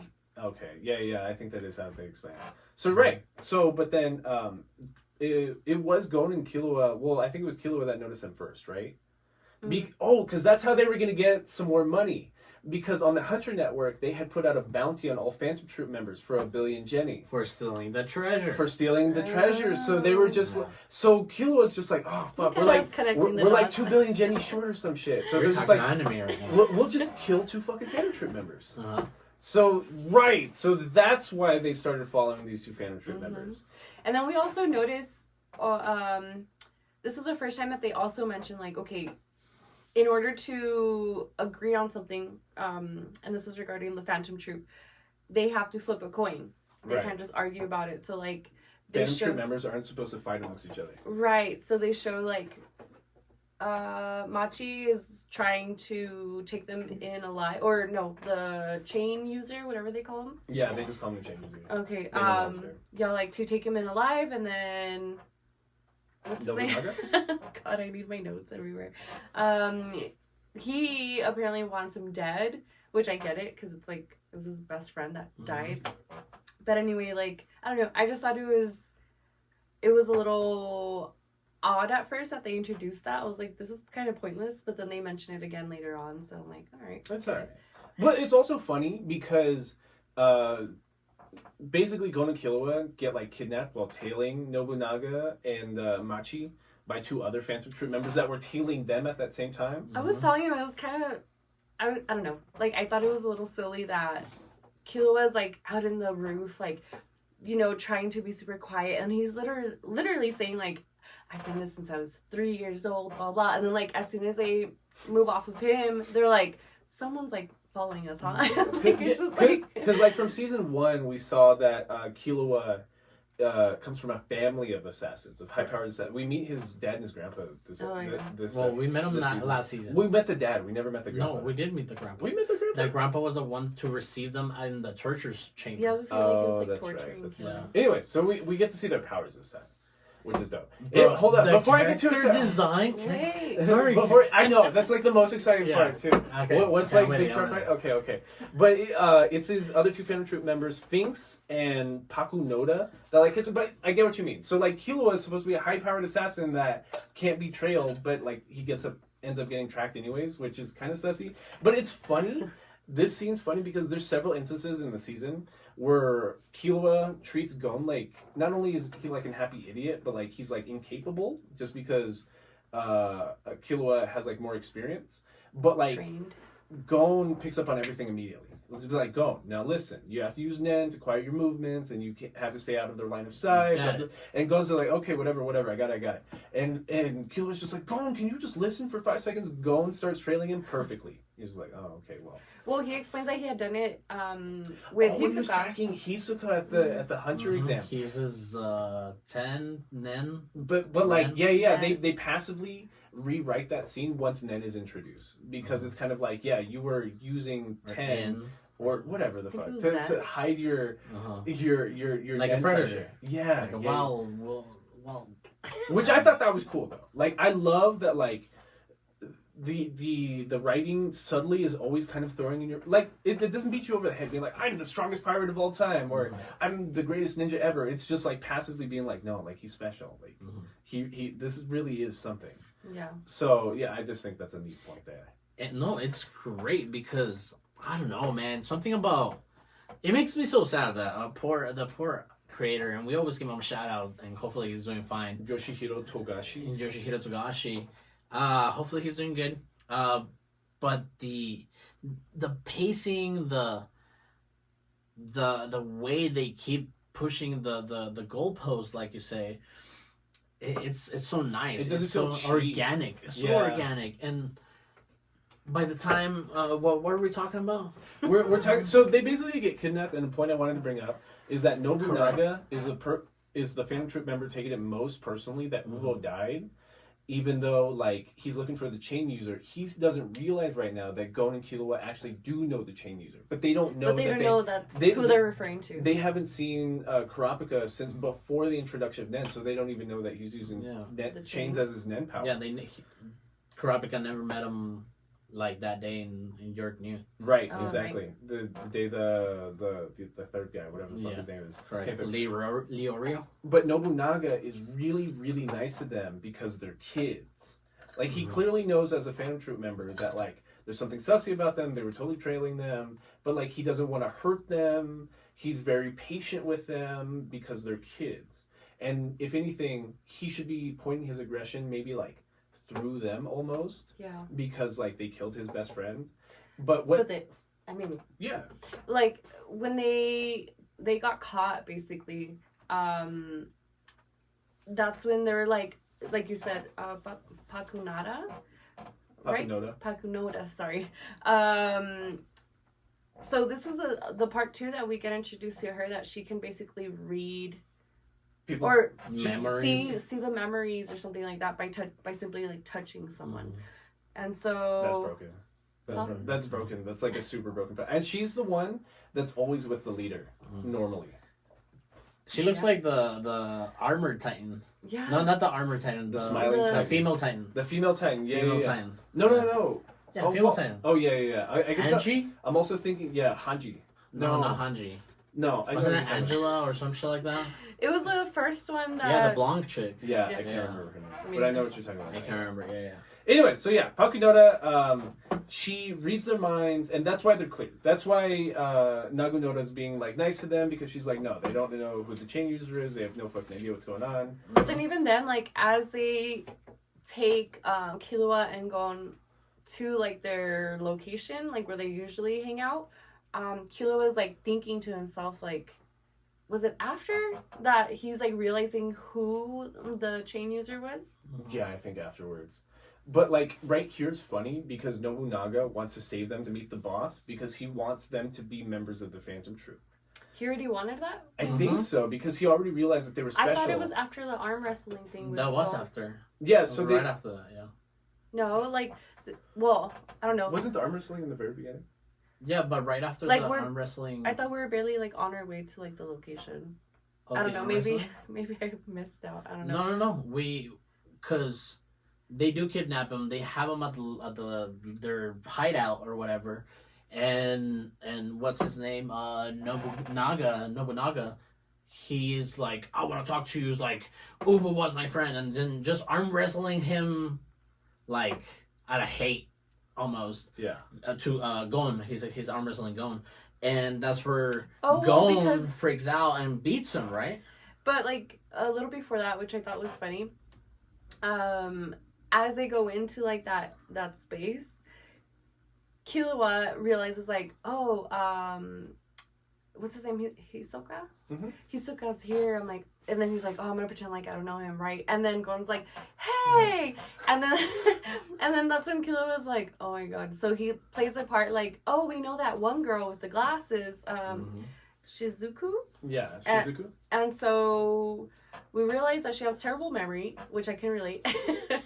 And then that's when they start doing like the arm wrestling thing, right? Right. So yeah, so that's where Nobunaga actually gets to see like how strong Gon's den is. Right. And when Gon starts getting like upset, I guess I don't remember what he was saying that really upset him, that he actually beat him at arm wrestling. Yeah. That's when he was like, "Ooh, I like this kid." And that's when he's like, everybody was all right. We need to get rid of this kids, and Nobunaga is like, no, I'm gonna keep them here so I can introduce them to the boss so they can be put into the spiders. He's scary because like he does just lock them two in a room, like they're chained to a rock in like this empty building that's falling apart and is super fucking sketchy. Looks like the whole thing could cave in, and he's standing at the door with just like his sword. He's got a big ass katana, and like he's just standing there with like his right arm on his sword hilt. And then, like, it really looks like Killua's going to try to force his way out. And you hear him say something like ring or room or something. Like his power is going to be in an area. And like, if you just feel that, like, anything in that area, like, he's probably going to cut it, right? Because it's a fucking... It's a katana. Like, that sounds terrifying. It kind of reminds me of, like... I think this is in season 2... where they're like in the hotel and like they couldn't pass through like a hallway or something like that because of Hisoka's nen. So it almost like felt his like nen that. pressure. Yeah. What I liked in this part was like the callback or the reminder of Killua's sense of that he's a fucking assassin, you know, a child assassin, and he goes into his little manic mode and he's like, fuck, I'm gonna get this fucking guy. I don't give a shit. True. I don't give a shit what's gonna happen. I'm gonna go, and then he backs down because he realizes that he wants to be alive for his friends. I don't know if you remember, but that is kind of spoilers for the next season. No, like 2 seasons from now, because it's not just his training, but Killua literally has to function that he can't die. Like no matter what the circumstance, he will act in the best way possible so that like he doesn't die. Like he can't. Like he has to analyze everything. He can't self-sacrifice himself. Is what I guess I'm trying to say. Like Gon does that shit all the time. Like I don't give a fuck if I get hurt. I have to like go protect somebody. Killua literally cannot take an action that would lead to him getting hurt. So and that's like it's like a curse almost. Like that's kind of how it's taught later. It's like he's being forced by Nen to think like that, and it's crazy. And you see it here. Like it's just Hunter x Hunter is just so well written that like you see the seeds of something that ends up being like a very, very major plot point by the time you get to like the Chimera arc. But anyways, the solution to them being trapped in this room with Nobunaga is they just remember like, oh, remember that treasure and how like we got the treasure out? We just busted through the side of the container. It's like, why don't we just bust through the walls? Yeah. We don't have to go through the front door where he's standing. So that's exactly what they do. They just like, okay, cool. It's like concrete walls. But the way it's delivered, you feel so like, oh, you kidding me? It's like, that's what those conversations were happening earlier today with the appraiser. But it feels smart. Like, it like as an audience member, it makes me feel dumb for not thinking of that. Like, they're literally in a crummy fucking building. Well, and then you almost relate to, like, Nobunaga, too, because he's like, oh no, and then he goes locks the door, and he's like, wait. He's like, wait, they can literally just escape from another wall. Crazy. But and that's what I mean. Like, Nobunaga feels really fucking stupid in this instance, but that's how we feel as an audience. We're like, oh, fucking duh. Like, they have the power to do that. We saw that they break walls all the time. Like, that shit doesn't matter. Yeah. Ridiculous. We're so stupid. So anyways, they get away. They get away, and I think you're right. Like, they finally do meet up with Kurapika, and they're like, oh my god, Kurapika, you have no idea what kind of fucking couple of days we've had. This shit's insane. We got captured by the Phantom Troop, and right away, like, Kurapika's just like, Phantom Troop, where? Show me where the hideout was. Like, let me go kill them. And then again, sorry, I was just gonna say, like, something funny. Like, they get back to the room with, I forget his name, the doctor? Leorio. And he's just, like, hanging out with, what's his name? It's a pile.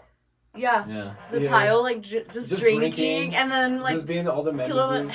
Kilo was, like, literally like, what? We were literally trapped, had to escape, and you guys are just hanging out. And I was like...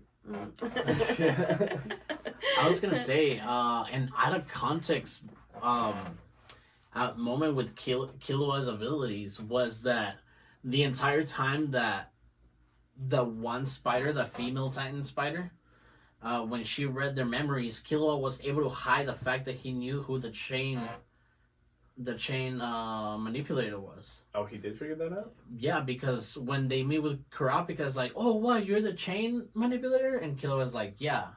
It's like, we know that. We knew that, right? Yeah, so... Like how did he hide it? I don't know, and that's what they're saying. Through thinking hard enough that I don't know. No, so that's what I was trying to get to.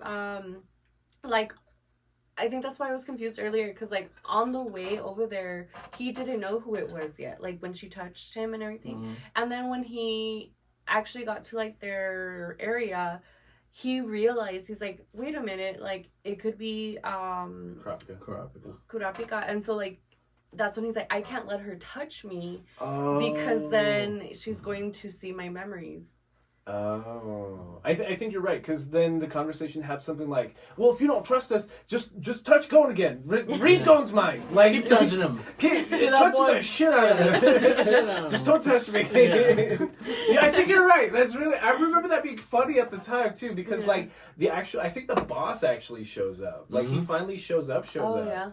And that's like when Killua was trying to act like, holy shit, like I can't see them, I can't let them see me, that I know Hisoka too. Right. That's like the first time that everyone's in the same room. He's like, oh fuck.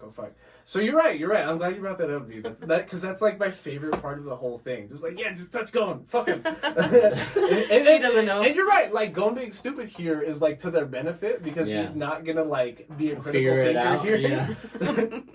So you're right. So like they finally do meet up with Kurapika. Kurapika, I almost said Killua. Fuck, too many K's. Honestly, I hate that when I'm reading a book. I hate characters that have like the same like initial letter, because then I start getting their names confused. Because it's like when you're reading pages quickly or like at a brisk enough pace, you just start recognizing letters, right? Like A, okay, that's character A, that's character K, like and like I remember that happened to me in like the Song of Ice and Fire series, because like there's just so many characters with so many names that you're just not going to use every letter of the alphabet. So you remember the K character name, right? That's why I keep getting Kurapika and Killua mixed up. Anyway, it's okay. I'm like, I do that with my son and my dog. all the time. But those are different, sort of.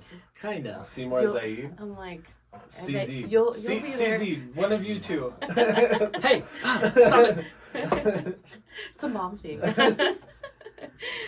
But yes, Killua's they meet up, and then Kurapika tells them what the fuck's going on. And then at this point, they go to the scene where what's her name with the blue hair?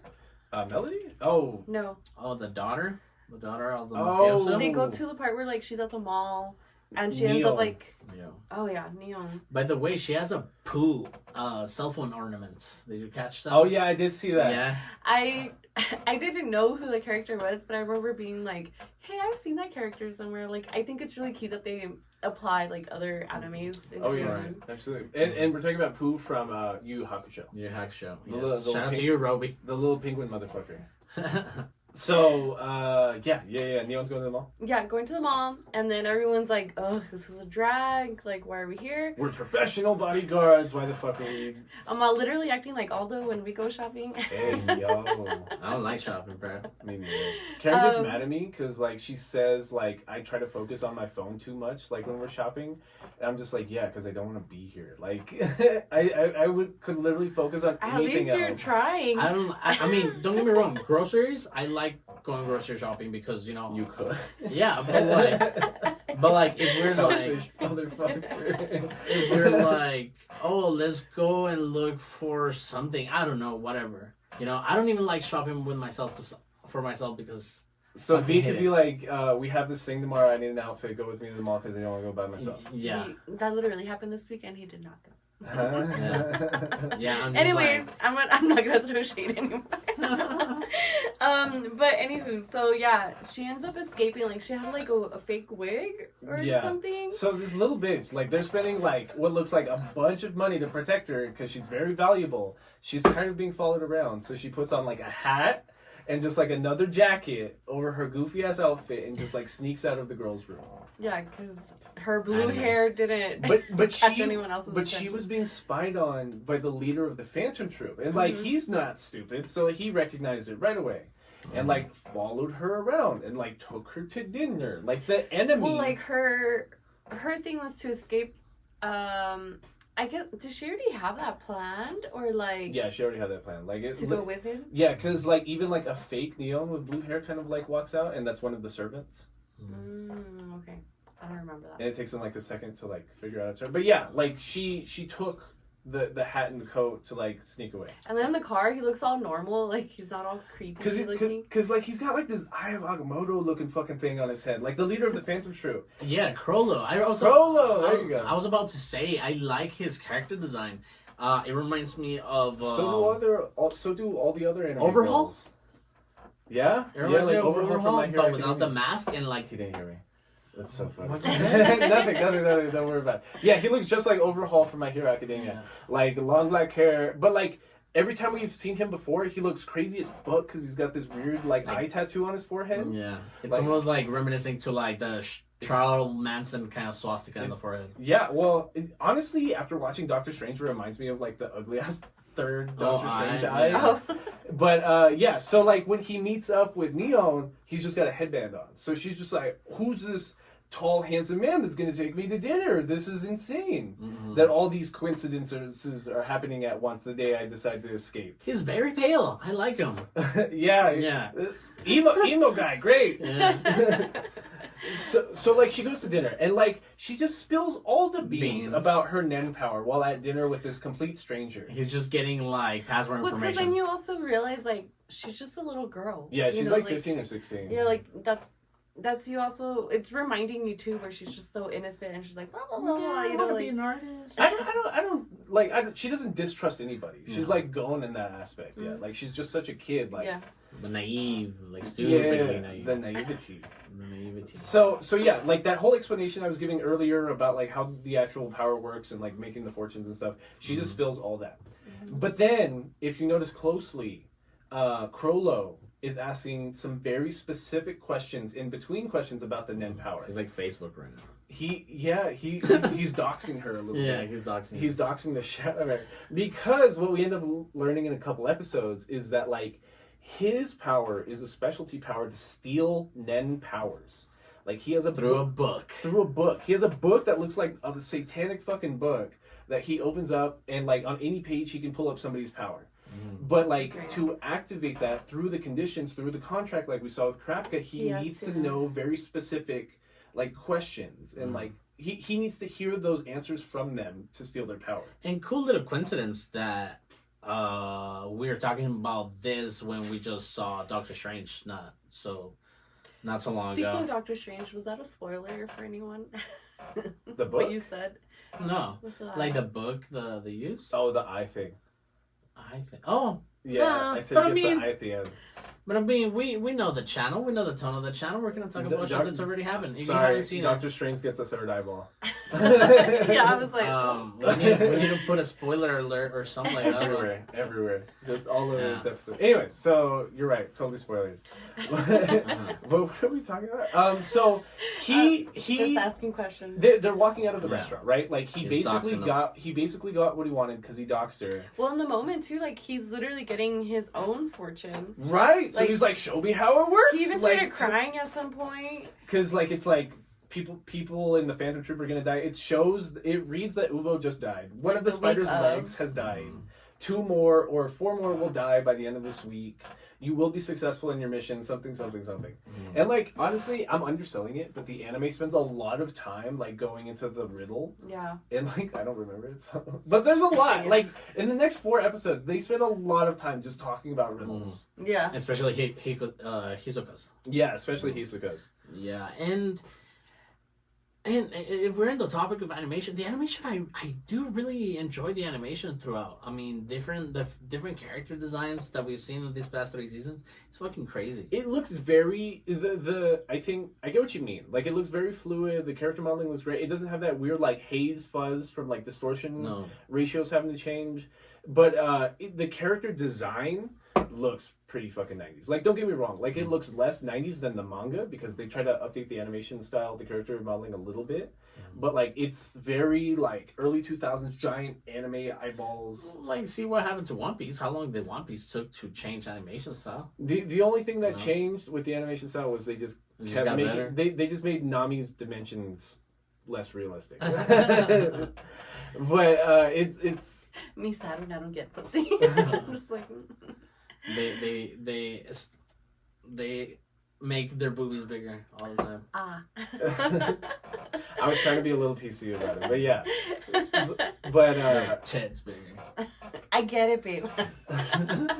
So, anyways, I get what you mean, and like I remember having that exact thought in this next scene because it's Crollo and Neo like walking down the hall because like he's done with her basically. Like he got what he wanted, which was like how to use the power, and basically they haven't shown it yet, but he was able to steal her power and like to like escape from her.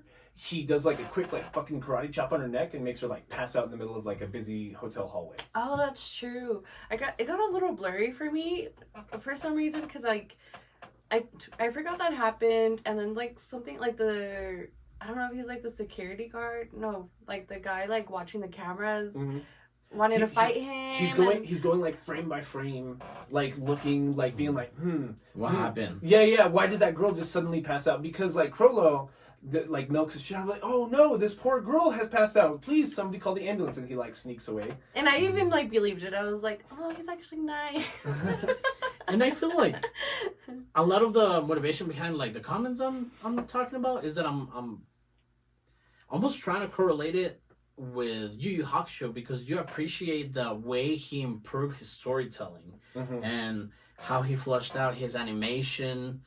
And I mean, Yu Yu Hakusho already has like a different amount of different character designs throughout the whole anime. Right. And here you can see it as well, but even done way better because all of the characters matter almost.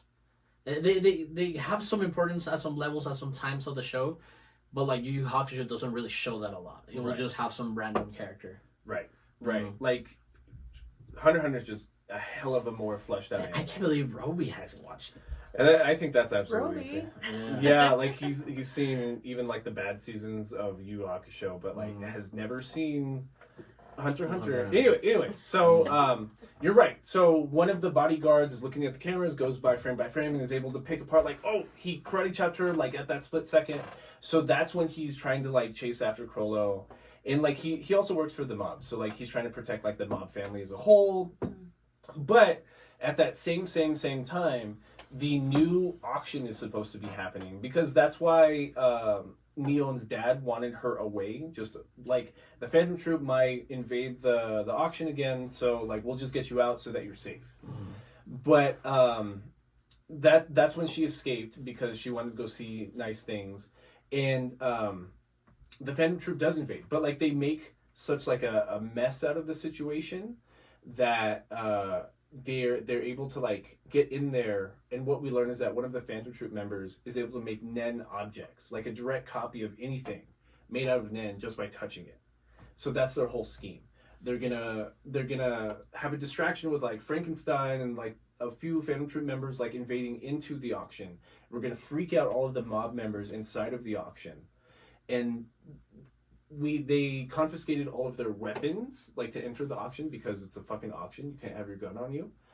And they've snuck into the auction to make fake pieces from the actual goods that they were gonna auction off. But one of the shadow beasts from earlier in the season had the power to put anything inside of a satchel. So they kept him alive so that they could discreetly transport all the goods. Oh, okay. So now they've trapped all of the mob inside of this one building, and they're like, we're still gonna let you guys auction, don't worry. But what the mob members don't know is that they've made like direct copies of everything while they're taking the originals. Okay. Yeah, because that whole part, I was like, what's happening? It's a lot, and I feel like it's more of like a plot device than a setting. Like it's more just, this is why like the Phantom Troop is being reintroduced right here. We're being placed here now. Yeah, as opposed to like an actual setting. Like it doesn't actually set it up that well. I don't know. And then how did it get to the point where the Phantom Troop was quote unquote dead?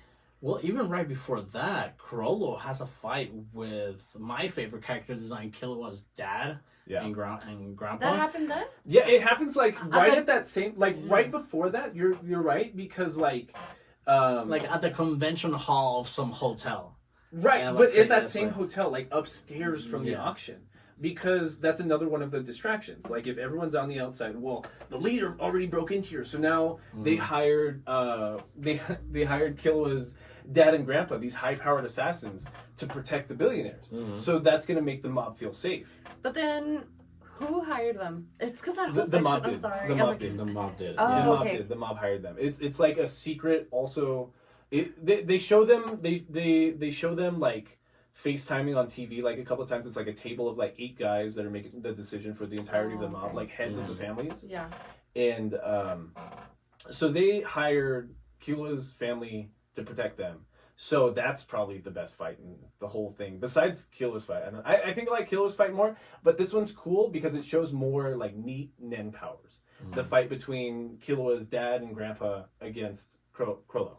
And I really enjoyed that fight because it's almost, the grandpa uses this power that it reminds me of. It's a conjuring power, but like it's also an emitting, like a high-powered emitting power that it just makes this big Nen dragon.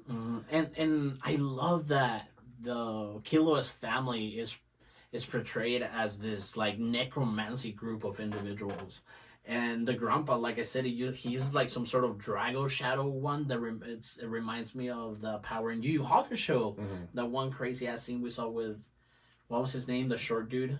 Fuck, I don't know. No, when he used. I know who you're talking about. When he uses the Dragon Punch, and then not only that, but like Killua's dad. What was his name?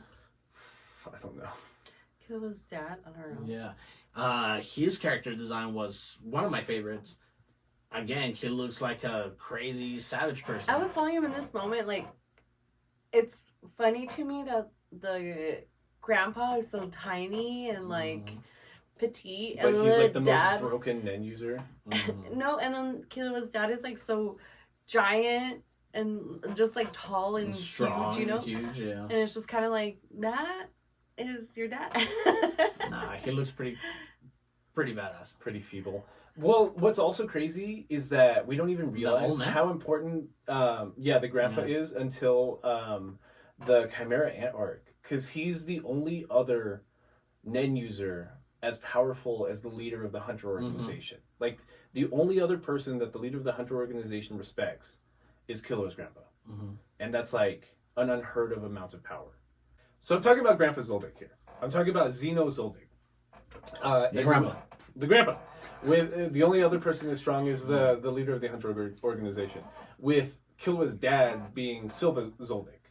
And like, I just think they're busted. Like, the minute both of their Nen powers are introduced, they are fucking just broken, OP as fuck. They're probably both emitters. Like, Xeno with his giant energy dragon thing, but like Silva just does fucking Kamehameha blast, like just big spirit bomb. Yeah, spirit bomb looking things, like just pinpoints of Nen just being blasted at you. And I think it was Xeno that brought up like I'm a top tier assassin, but with my Nen power, it actively hurts my assassin work because he's too strong. Like he can't be some sneaky assassin. He's just gonna like blow up half a building. And Silva's kind of the same way. And like you were saying, like seeing them in frame is hilarious because Xeno's just like some shriveled old guy. But like he's also wearing like traditional Chinese garb, not really like Japanese garb, like old school, like Zhao Dynasty kind of like. Yeah, like the clothes is very like a big cloak, big sleeves that like you can't see where his hands are. Almost like Doctor Strange vibes, no? Yeah. Except he's like hunchback and his arms are behind his back and he's just got like this long beard looking thing. But and then Silva's just a fucking JoJo. Like he's super cool. He's Jotaro. Like he's just huge with long white hair. Yeah, some Dio looking motherfucker. Yeah. And this is the first time also that they introduce the book power with the cloak. Right. The Book of Bandits. Yeah. So Krollo's power is fucking busted. Like for like being a specialist and a specialist power just meaning anything that we think of. This really shows that because since he steals powers, he has like hundreds of powers. Like even if he chooses not to use all of them. And I also like that they didn't go the lazy way that he steals abilities and he can just use them at will. No, they incorporated the book of the bandits and its secrets or some shit like that. Like he has to be on the page. He has to be on the page like conjuring like a spell or something. I'm wondering if that book can literally be used. Like anyone can use it, or it's just him that can use it. Is that his ability, right? It's just his ability. Yeah. So it's a Nen item. So like it comes and goes like as he thinks about it. Right. And like I was saying, like that's probably part of the contract he made himself. Because you're right. Like, wouldn't it be easier just to not have to hold the page open? The reason why it's probably so busted is because that's part of the contract. Like it's leaving up an opening to himself. Like and like it limits his power usage by having to be on that specific page, and like in this fight, he's clearly not taking these two Zoldyck seriously. Like he's only using like a sword and a cloak, like playing very defensively, and that doesn't make sense, right? Like these are like he's obviously not trying to kill him, right? And he's just trying not to be killed. That's it. Yeah. And like them bringing Killua's family feels like a major point in the plot point. Yeah. But because of like... But you feel the weight of it though. Correct, I feel like the enemy is directed properly. Like you feel the weight of these two guys being in this fight and you're just like, holy shit. Like this is... And he's going toe to toe with them? Like that's crazy. Yeah. It's crazy. And he wins because he's only playing fucking defense. Well, it was a standstill. So like they catch him in the corner of like... They're fighting in essentially like a ballroom inside of the hotel where the auction's happening. Like, they catch him in the corner, double energy blasts his ass, but then at that same time... Gets, like, a call. Yeah, right? He gets a call. And it's from their son. It's from Illumi Zoldyck, Killua's brother, that he was hired for his assassin job to kill the heads of the mafia. The 8 people that were, like, FaceTiming the rest of the auction. And which was, like, the actual mission itself. Right, because so... Krollo, the Phantom Troop, hired the Zoldicks to assassinate them at that same time. So, like, now that the Mafia family's dead, the Zoldicks are not out of contract with them because there's nobody paid them at the end of the day. So, like, Grandpa Zoldyck and Silva just kind of stop and they're just like, whatever. Fuck off. Yeah, whatever. But, like, I kind of love that, though, because it's like... I don't know, I thought it was really cool, like, the way they played it. It's a smart right around, because it's like, you don't want to kill all these characters at once, right? Like, you want them to keep going, but then, like, how do you make that feel organic? It's just like, the Zoldicks are just about the money. Like as soon as their employers are dead, like nobody can pay them. So like why would I risk my life, the life of my son, whatever? Waste And that was part of the energy. dialogue between Killua and Gon later on. He's like, dude, we do not need to do this. It's like, this is why are we gonna do this? We need the money. Yeah. You know, like staying focused on the goal. Killua's a soldier, man. Mm-hmm. Anyway, so like that's their big scheme. So now like the Phantom Troop members can function as like the shadow mafia government, and like they go along with the auction, and that's where they start bidding on items. And like I think Gon and Killua and Zepile get bid out of the video game. Like isn't it like too much? It gets too hot for them, doesn't it? That's what I was telling you earlier, that I'm like, I get confused from what happened from the fight to like that one scene where like the Phantom Troop was dead. And I'm like, what happened? Like I feel like in a blink of an eye, like I don't know. I don't really recall what happened. But I do know that Kurapika was just, I know he got the news that the Phantom Troop leader was dead. Mm-hmm. And then later on that everyone else supposedly was dead. And he's like, oh, well, now I don't have... Like, he's like, okay. But he was the one who ended up turning in the red eyes to... The mafia boss. The mafia family. To Neon, yeah. So that's all I recall from that section. Like, I don't really know what happened, like, through the fight. I just know there's, like, a shooting again. And we have a rendezvous with our main characters, too. Leorio, Kurapika, Gon, and Killua, where Kurapika also states what's been happening all along. Yeah. You know? Because I think what the reason why it's so confusing is Kurapika basically captures Crollo off screen while we're dealing with the fake Phantom Troop doing the bidding, like on the bottom. With who? Kurapika. No, but him with who? Crollo. The leader of the Phantom Troop. Yeah. Oh, right. Because like the big thing is like after the auction, they're like, where's the boss? And like they get a call from Kurapika, and he's like, hey, I used my Nen chain. It's wrapped around Crollo's heart. Unless you give me X, Y, and Z. So basically, like, since Hisoka's leaking information to Kurapika, like that's how he knew where the boss was going to be at what time. And like he knew his powers, so he knew to keep a lookout for the book being open and was able to capture him.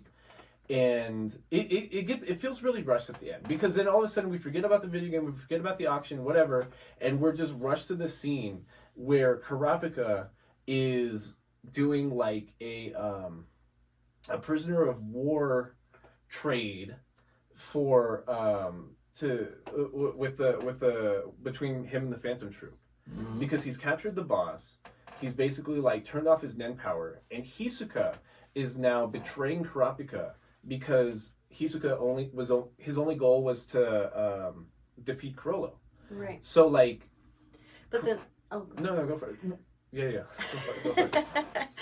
No, well maybe I'm like ahead of the game, but the fact that his goal was to capture him, but then on the way there, he's like, Crollo? Yeah. He's like, this is irrelevant. Like, nothing's gonna happen to the Phantom Group, even if you were to kill me. Yeah. You know, like... If you cut off a spider's head, like, it'll keep living or something. Something right, super corny like and anime. Yeah, something like that. Some metaphor. And then Melody's, like, going crazy because she can hear Kurapika's heartbeat and his, and she's like, like... It's true, he doesn't care.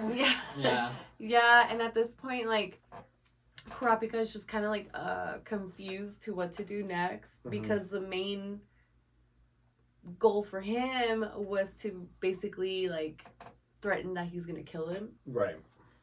But now there's no point. Now there's no point, because also Crollo lost his Nen ability. Right, so, like, part of the deal was, like, I think...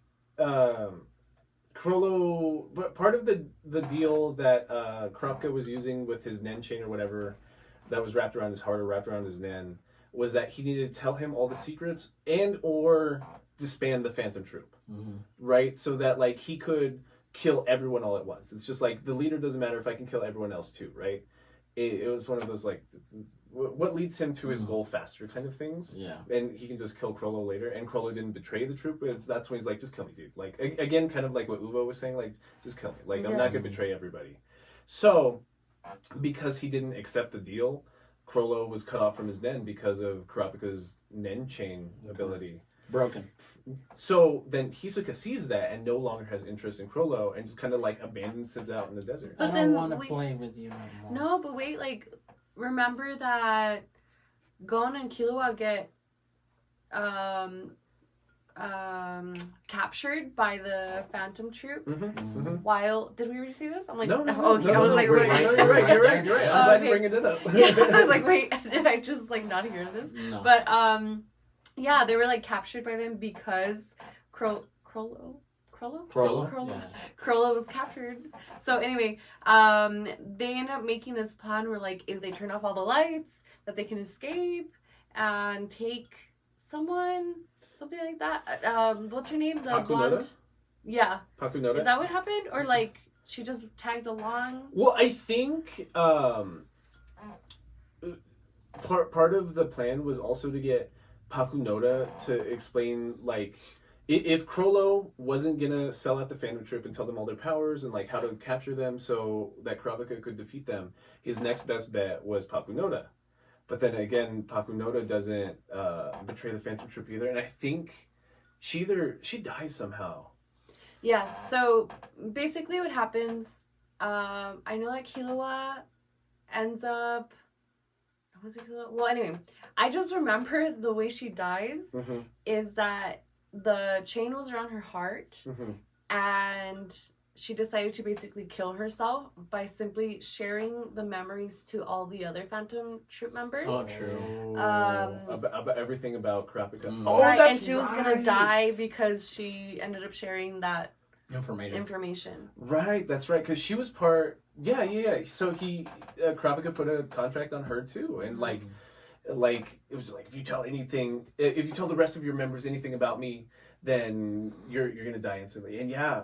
Fuck, like you're right though. Like the pacing gets really weird near the end of the season because it feels like even it feels squished in my memory. Like it was happening too quickly. Yeah, like I do think they rushed through it for some reason. Like they're like, I don't know.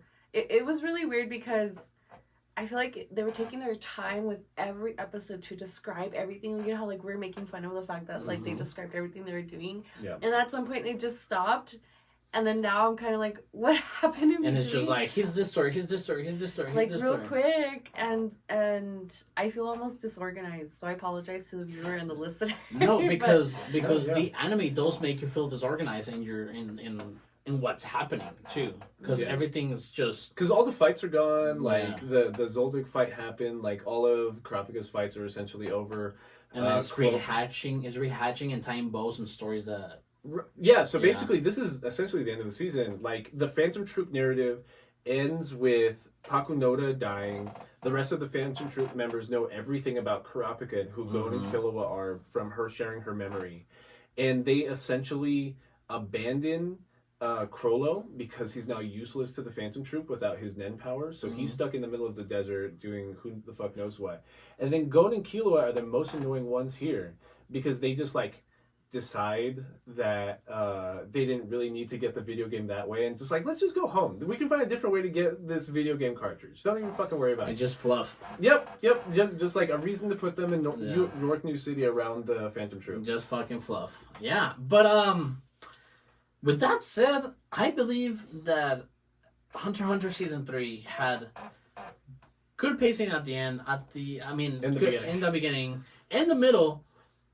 Towards the end, it got a little crazy and it just had a lot of story to just like finish all at once. Yeah, but animation, character development, I'm power like system. Yeah, it's still very entertaining to watch. Like even if I haven't seen Season 1, Season 2 for like the longest time, as soon as I watch the first episode, I'm like, oh yeah, they have all these powers, and now there's a new story. You know, it's easy to follow along. One of my favorite parts is that the seasons never changed the song. So it feels like I'm being like reintroduced to like a friend. You know what I mean? Like that fucking like you're gonna climb a mountain together, guys. Like let's go. Like I'm just like yes, I'm ready for the journey. Let's go. Aldo was making fun of me because I mean, She as you guys know, remembered the intro. yeah, as I you love guys it. know, like I love I it so only much. watch some anime. Because I'm quick with the remote, so I do the skip intro, and she didn't get to hear it, but she heard like the beginning. She's like,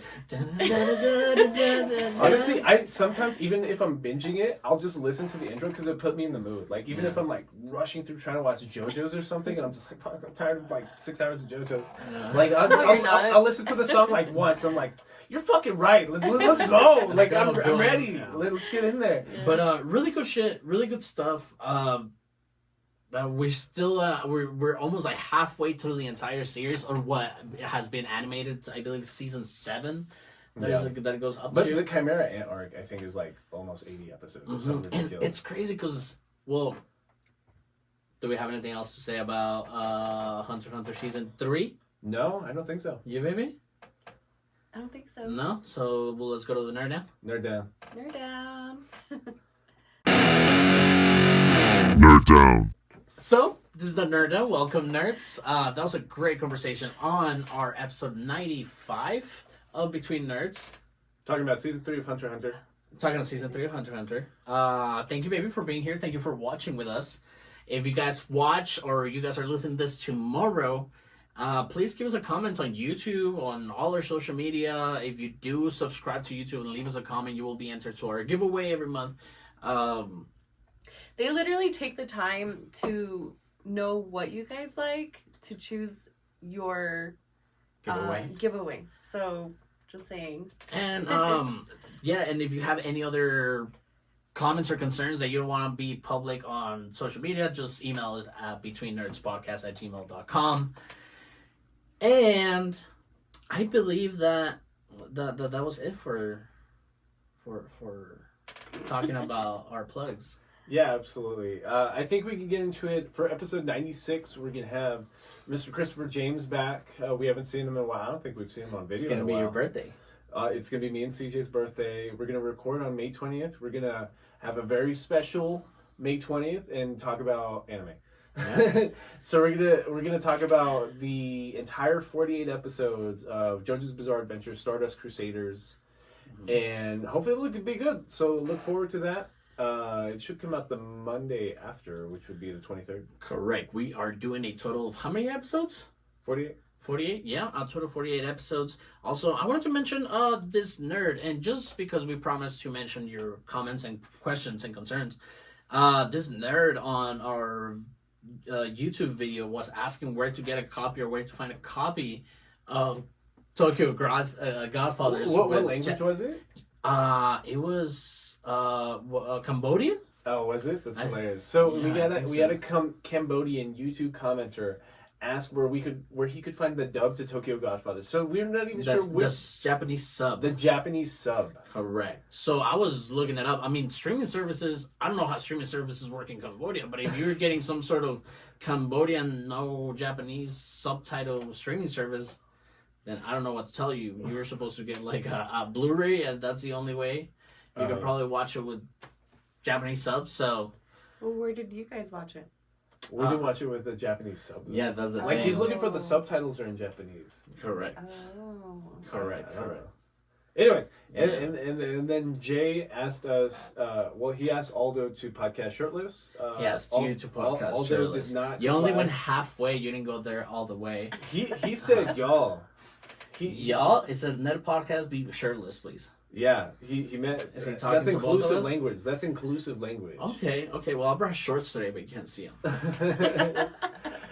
We haven't had a nerd down in a while. Like, few things have gone by, like to include Moon Knight, Doctor Strange, and the Multiverse of Madness. By the way, we're gonna talk spoilers about Both. Doctor Strange, but yeah, both Doctor Strange and the Multiverse of Madness. So and Moon Knight. if you guys don't want to listen, don't listen. But if you guys do, keep listening. I do want to talk about Moon Knight first. Like, I thought it was it's clearly not as exciting to talk about as like Doctor Strange, because like Absolutely not. because Doctor Strange is just like Moon Knight was just something to hold us off for Doctor Strange coming out almost. Like, it's such a C plot in the MCU right now that it's a placeholder. Like, there's nothing there, because I feel like Doctor Strange in the Multiverse of Madness is feeding off of what we learned in WandaVision. It's feeding off what we learned in Loki. So like it feels like so much more weight narratively is being pushed in that direction. And not only that, because I heard a lot of gripes, and I fucking hate nerds when they talk about like shit like this. Oh, Doctor Strange was more of a sequel to WandaVision than Doctor Strange. Like, no, we also saw how Doctor Strange could be, or how eccentric he is and narcissistic he is. Yeah, and arrogant, and an asshole. Yeah, but yes, but Moon Knight was a hand holding of a show. Yeah, I thought it was fun to watch. I think the song is super catchy too. It's already on TikTok apparently. That's true. Mm-hmm. I don't Oscar know. Isaac is great. Oscar Isaac's dope. Mm-hmm. I just didn't like the ending fight. I really didn't, because like watching the hand-to-hand combat in Moon Knight just makes me miss Shang-Chi that much more. Like I the whole series, I thought the fist fights in Moon Knight were super. The choreography is terrible. They look awkward. Terrible. They look super awkward, and it makes me miss Shang-Chi. And then Moon Knight? Yeah, in Moon Knight. And then like the fight between the gods was like, it felt like a clumsy Godzilla looking fight as opposed to like cheesy for sure. And I hate this effect of, if you have kaijus, they're gonna move slow. And you're gonna see the fights happening because they're so big. Like, speed that shit up, bro. Even we're all adults. That shit happens in mechas too. Yeah. But like the time that's the coolest is when it doesn't happen. Like in fuck, you fucking hate this anime. Lelouch of the Rebellion. Yes, Lelouch of the Rebellion. Yeah, but like the mechas are fucking quick. Code Geass. So Code Geass. Thank you. So like the giant mechas in Code Geass, so like at least move quickly. So it looks like, I don't know, just high powered robots just plunging at each other. And you're right, like it's just so slow and just like, oh, Khonshu's falling on the pyramid. Oh yeah. Hate it. It's just to finish like an episode. Yeah, just to fill, fill in like that time slot. Yeah. And I don't know if it was just coincidence or it was intentional, but the show of WandaVision being the first Disney Plus like show of the Marvel universe, I mean, it's still held up all the way to Doctor Strange. Well, I think that's why it was first. Though. Yeah. You know what I mean? Like, yeah, but I don't know. It seems like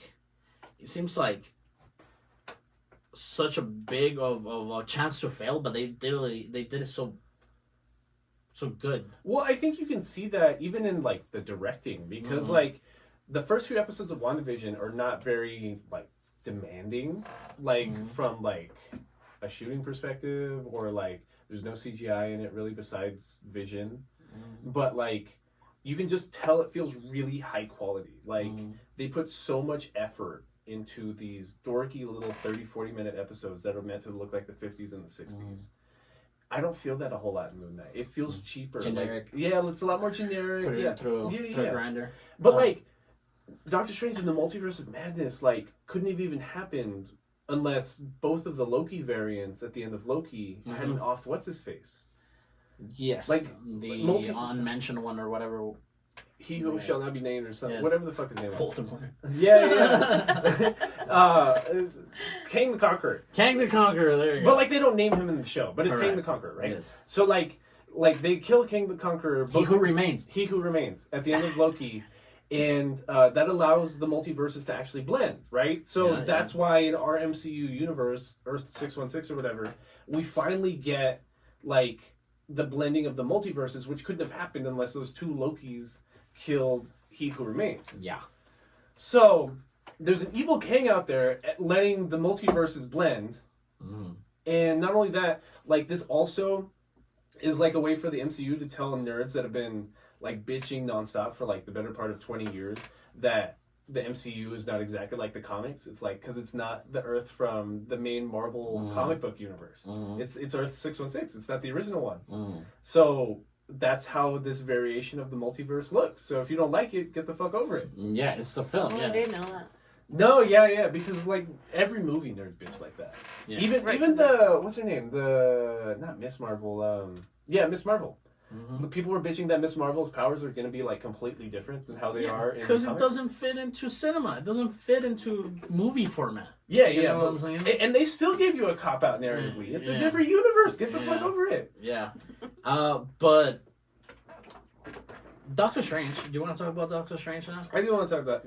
I'm over Moon Knight. Yeah. I don't want to talk about. Yeah, it was cool. Don't get me wrong. Cool song, like you said, babe. Oscar Isaac, funny, great guy. He speaks Spanish at the end, so Representing us. yeah.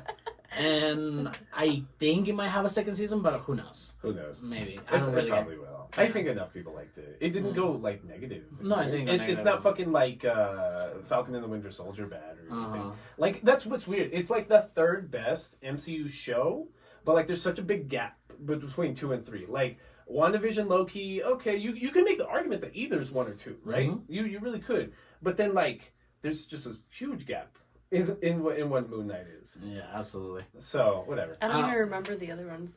In Yeah, between. it was a Winter Soldier and Hawkeye. Hawkeye. Yeah. And Hawkeye'd probably be 4 for me. To be honest. Yeah. I didn't hate Hawkeye. I know a lot of people I hated didn't even Hawkeye. watch it. I like the ending. I like how it finished. It felt pretty cool. Yeah. You know? But yeah, Doctor Strange, Multiverse of Madness. So good. It had the I didn't hate it. Don't get me wrong. Like I always feel like I have to preface that because then I come out sounding too negative. I loved it. Don't get me wrong. Like I'd put it like what? Like probably the best film I've seen all year so far. All right? It's probably like a 7, 8 out of 10. That's pretty good. Okay, but like Sam Raimi is such a fucking cheeseball as like a director and co-producer that I can't see the movie. I just see Sam Raimi's grubby little cheese fingerprints everywhere. Just rubbing just rubbing his cheese ball little fingerprints all over this fucking film that And should have been everything's cheesy and covered in cheese dust. Yeah, it's horror, but it's also fucking cheesy. Like how I'm talking about like gag anime and like I get it because like literally as I was watching the movie, like I was thinking like, oh my god, it's so cool, like blah blah. But then I even like took myself back and I was like, if I wasn't into these movies, I would be like, this movie's so lame. Such a you know? turn off. Absolutely. That's exactly what the conversation we had. You're like, I can't imagine people come watch this, say that they don't like it when they haven't seen like everything else. I mean, like people have been talking for 20 years about these movies. The one time that you're like, all right, I'm gonna get in the MCU. I'm gonna go watch the Multiverse of Madness. It's cheesy for sure. It's funny because I saw a TikTok that it's a girl. It's like, hey, do you want to go watch Doctor Strange? And he's like, have you seen WandaVision? No. It's like, no, I don't want to go. Like, exactly. I'm not going to sit here and like, have you seen Doctor Strange 1? No. It's like, well, I'm not going to sit here and tell you 15 years of like history between these laps. Absolutely. Yeah. And like, what's funnier is that like Sam Raimi started in horror, but like B-level horror movies. Evil Dead? Yeah, like really cheesy horror movies, but like they were scary for the time, right? Because they had practical effects and stuff like that. Yeah. Like the first Spider-Man movie pushed what CGI was to film a lot, and people don't really remember like how big those. It was the movies biggest were at the movie time. at the time. I still think Spider-Man 2 is probably my favorite superhero movie ever. Spider-Man 2. If you go back and watch it, the people that say, "Oh, this is too corny," it makes it mid. It doesn't make it mid. Like it's been a gripe of. It's been a gripe of Marvel movies to be like, oh, they have the cheesy quotes here and there. Yeah. Doctor Strange and Sam Raimi takes it to that level and lets you know it's gonna be cheesy, but it does like these nerds that say, oh, it makes it mid because it's too corny. It's like, bro, those same nerds will argue that Tobey Maguire's Spider-Man was the best when it's the same thing. Yeah. Yeah. What I love the cinematography so much. There's so many scenes and special effects. I'm like, I just want to see a whole movie of this. It has that Sam Raimi Spider-Man 1 scene like at least twice where like everything's moving so fast or everything's so slowed down that like rain droplets aren't falling. That scene happens at least twice. It looks so fucking good on these IMAX cameras. I was like it broke my brain trying to look at it. I'm like, it looks too good. It's too perfect looking. We literally talked about that too. Like we were like, whoa, like it's crazy. like you almost kind of put yourself there. Like I don't know. Yeah, you trip out. Yeah, I'm like whoa. I'm freaking out. some of the multiverse jumps by America Chavez, like that show looked amazing. I loved America Chavez is my favorite. I thought Doctor Strange was insufferable, but that's it. Like, don't get me wrong, Mommy Maximoff is dope. But like, she's the villain, and I can't root for her, and like, she's just super annoying how brain dead she's being about this whole situation. But like, America Chavez was my favorite character that I've seen in forever. Like, she called Doctor Strange Wade. And I was losing my shit in the theater when that happened. I was like, "This is the most." You're like, I say way. This is the coolest thing I've ever seen. Just like the disrespect of calling Doctor Strange like a regional Mexican slang. You know what I mean? Like that was amazing. I loved it so much. It's. Go ahead. No, I was gonna say the fact that the horror aspect to the movie too, it delivered. It delivered, and we had a conversation about. Oh, go ahead. Go ahead. We had a conversation about what the trailer showed and what the movie gave you. To me, when I saw the trailer, I'm like, okay, this seems very convoluted. It doesn't seem like it's in a sequence. It doesn't seem like any of these things that you're showing me on the trailer fit to what the movie might be. But it convinced me of it. Right. So when I walk into a movie and sit down and watch this movie, I'm like, what the fuck is happening? Like, it just goes...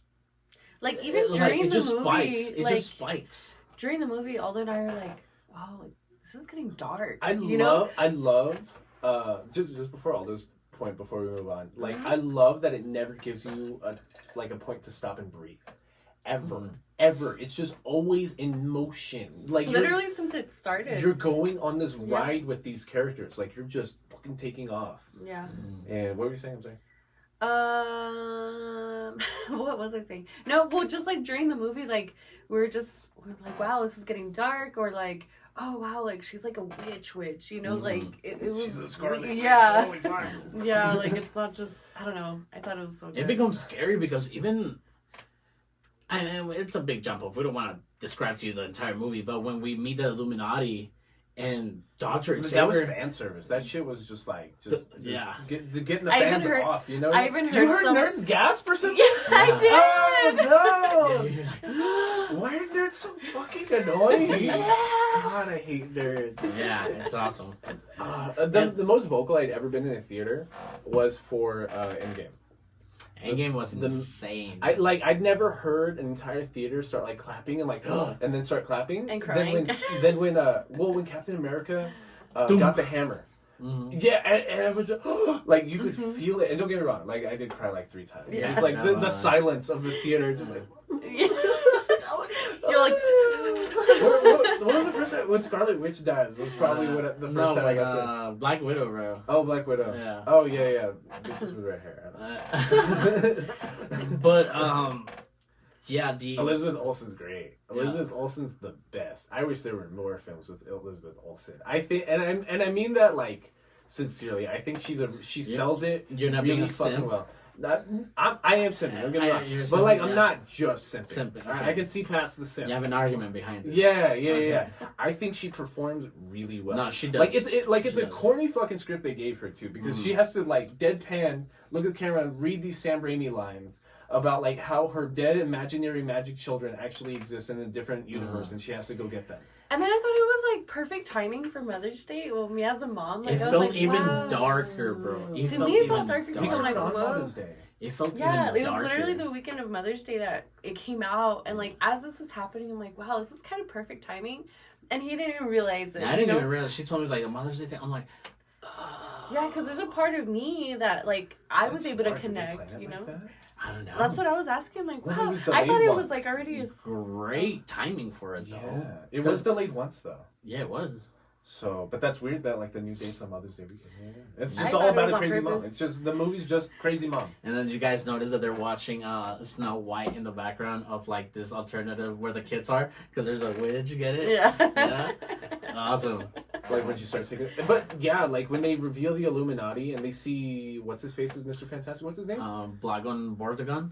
No, the Black actor, the Krasinski. Yes, John Krasinski. John Krasinski. Jim Like that from The Office. that's like Oh yeah. what Twitter and like Reddit have been talking about nonstop. Like ideal Mr. Fantastic casting. He doesn't. You don't like it? What? You don't like Josh Krasinski as Mr. Fantastic?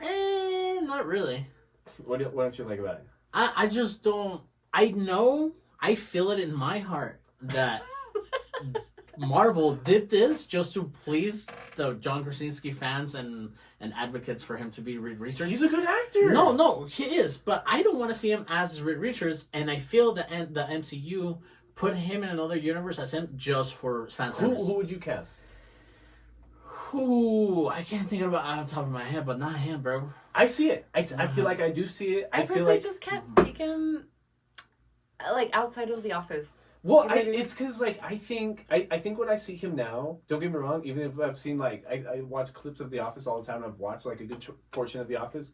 I see him in that horror movie where you couldn't speak. Oh yeah. That's how I see him nowadays, and like I think what gets me excited is like Aldo has defended. What's the shitty one with the Colossals? Oh, no. The movie, the Marvel movie that came out before Shang-Chi, The Eternals. Thank you. All those. Thank you. Fuck. Like all those talked about the significance of the Eternals not being how fucking much of a garbage shit fest of a movie it is, but the implications for the MCU universe, which I understand. And like when I think from a production like standpoint, when I'm thinking of Josh Krasinski as Mr. Fantastic, is like he's a good director too. Like he's an accomplished actor and director, and he acts in his own movies. And he just lost his job in that fucking Josh Ryan show that was on TV. So yeah, they just finished season 3, and he's leaving the show. He was like a star character in the show, and like so he's probably looking for another job, or he's leaving because Marvel offered him to produce the new Fantastic Four film. I feel like he's just not gonna. I don't feel like he's gonna do that. I feel like they just use him for fan service, and they're gonna drop him because it's a different universe. It's a different universe. We get a different Mr. Fantastic. Correct. I feel like also Professor Xavier. He's not gonna stay. He said he is. He's staying. He like in a roundabout way. I think the language was something like, "This Mr. Xavier was in the fucking 90s wheelchair, but." Every other version of Mr. Xavier who could or could not be me, just like I don't know, cryptic language. It's just leaving the door open that like he's open if they ask to keep playing Dr. X. I feel like that's not gonna be the decision that the MCU makes. You don't think so? No, I think he's gonna be recasted. Go with a young Dr. X? I think he's gonna be recasted. Yeah. I don't know, but see, that's what I'm interested in. Like that's what gets me excited thinking about John Krasinski as Mr. Fantastic. It's like, what if they do a John Krasinski directed Fantastic Four movie? I've been trying to watch those movies because like I know I saw them a long time ago. And then first X-Men series. Yeah. No, she's talking about Fantastic Four. Oh, Fantastic Four. Yes, Fantastic Four. Oh, Sorry, okay. I don't know what I was saying. But anyway, like I've been trying to rewatch it, and every time I try, how many times have I tried watching those movies?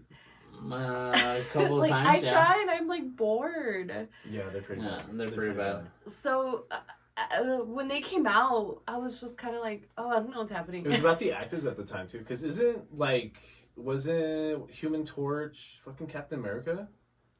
Oh yeah, that's him, right? Mm-hmm. Yeah, Chris Evans. Yeah, that was Chris Evans' like first break. Right? Johnny Storm.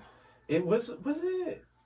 Wasn't he the? Isn't the girl somebody famous too? Yeah, Jessica Alba. Yeah, like a movie came out like 2003 with Jessica Alba in it. Like, and then the thing was the guy from Shield. Yeah, that was like a big thing at the time, having like these actors be part of it. Terrible custom for the costume design for the thing.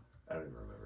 Yeah, the orange suit is just like blah, blah, blah, blah, blah. I don't remember at all. Like I think I've just blocked those movies out of my memory because I remember them being pretty bad. But yeah, like I think about those implications. I liked Maria Rambeau or whatever her name is as Miss Marvel. I thought she was pretty cool. I don't know. I thought the deaths were crazy. I think one of the coolest parts about Doctor Strange, the deaths. Oh, Black Bolt's death. Yeah, like this is the goriest like MCU movie we've seen, and it's still PG-13. Like you're watching somebody whose power is to like blast somebody with his voice, get his mouth magically erased by the Scarlet Witch, and he just blows up his and like you see like chunks of like the skull just like cave in. Like that's insane. Like he liquidated his own brain. And then Reed Richards is like just turned him into taffy or some shit. That was hilarious. And then he blows up. Crazy stuff, man. And like From the beginning of the movie, I'm just like, what the fuck is going on? And then Dr. Xavier's death. They're trying to have like a mental battle, and like evil witch she rips his face apart. Yeah, like he doesn't break his neck like you would normally see. Like she's pushing his jaw one way and the top of his skull the other way, and just like ripping his skull in two. And it's That's evil amazing. Wanda look, dude. I want a Funko for the evil Wanda. That's amazing. Like with the oil blood on her face. No, from like from the witch version in the mental battle with Dr. Xavier. Yeah. God, that looks amazing. Terrible. Yeah. It's but I want to watch it again. I do want to watch it again. I watched it with Emerson and Lindsay on Friday. Mm-hmm. Yeah. I'm just kidding.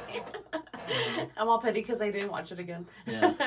But I do think it's great. I think but the point about I thought the trailers showed too much was like literally every scene was in the movie. Like normally with MCU trailers, they'll give in false scenes or like we didn't know anything in No Way Home. Like everything from the trailer was like the first 20 minutes of the movie, which I absolutely loved because it really felt like I didn't know what was going to happen. But like the coolest part of the fighting and everything is when Doctor Strange starts using like the spirits of the damned or whatever to make a cloak and starts doing like necromancy through like his dead self. That's literally in the trailer. So like the minute like it even crossed my mind like a little bit that would happen, I was like, oh, I already know what it's going to look like. Like what should be the coolest reveal was revealed in the trailer. Oh. I thought it was still pretty cool. I thought it was cool, but I feel like it could have been more. Like that could have been like Captain America picking up Mjolnir levels of. It's cool. crazy because like I have terrible memory, so the preview to it didn't even bother me. You know what I mean? Yeah. I get what you mean. It's like watching it like all I over think again it's for the because I first spend time. too much time on YouTube too. Like people like breaking down trailers and like. So I mean, I remembered watched every this scene. with him too, but I'm just like, ooh, you know, as if it's the first time. I remembered every scene from the trailer because I'd seen it replayed so many times. So I was like, oh, whatever. But like the coolest part is America Chavez punching the multiverse into the Scarlet Witch. That was that's like JoJo power level cool. That's like Whitebeard from One Piece, like the Quake fruit, just punching a tier 10 earthquake into somebody's body level. She bullshit. got Like, punched into therapy. Boom! right in the field. Yeah. Like that's the coolest shit I've ever seen in an MCU movie. Yeah, I feel like the ending, or I guess the resolve of quote unquote beating the Scarlet Witch, it was kind of cheap.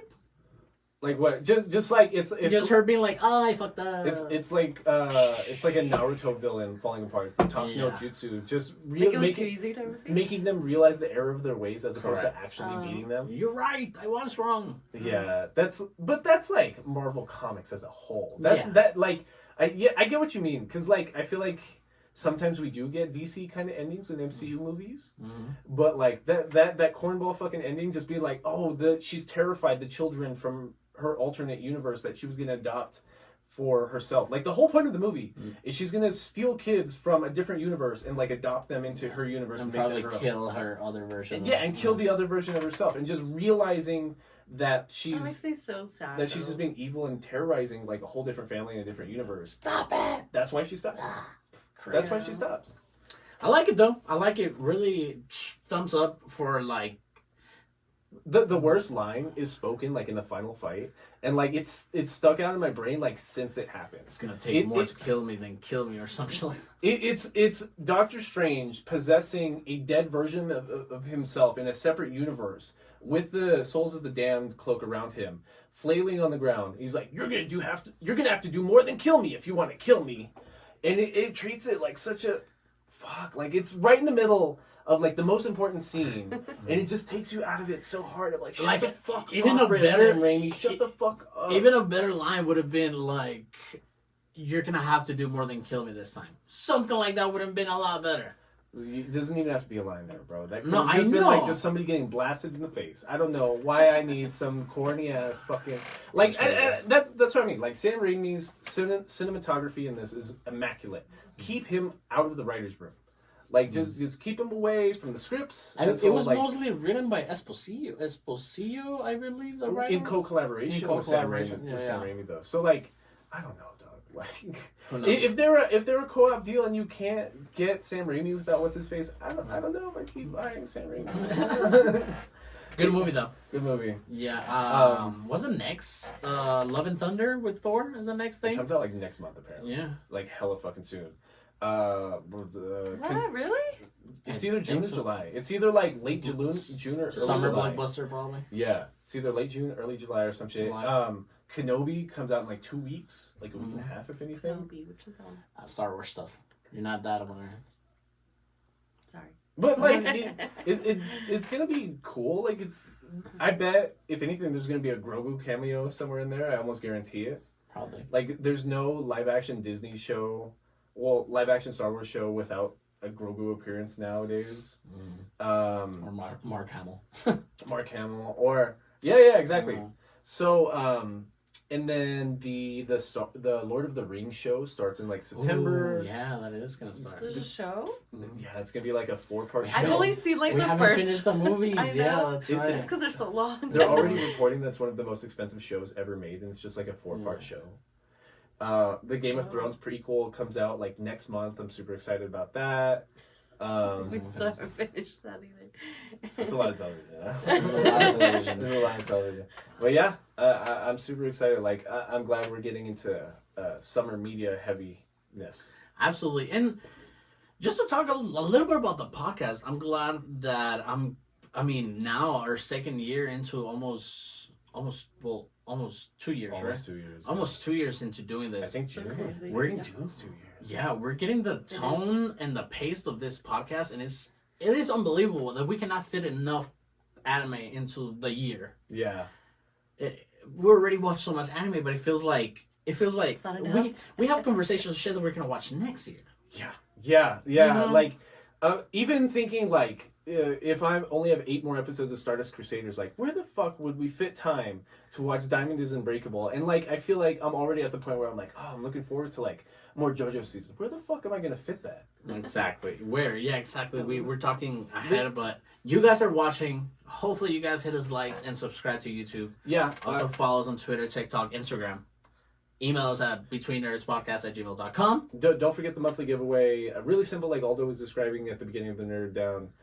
Just be a subscriber on YouTube and comment on a YouTube video during the month of May, or leave a 5-star written review on Apple Podcasts. And if you leave a 5-star written review, also send us an email at betweennerdspodcast@gmail.com so that we know it was you. Yeah, baby. Thank you very much for being here. Thank you guys for inviting me. Leave us healthy feedback so we can get Vianney back. She doesn't want to come back unless she gets good feedback. Yeah. Please be nice. But with that having said, I believe that that's the end of the episode, and that's been Between Nerds.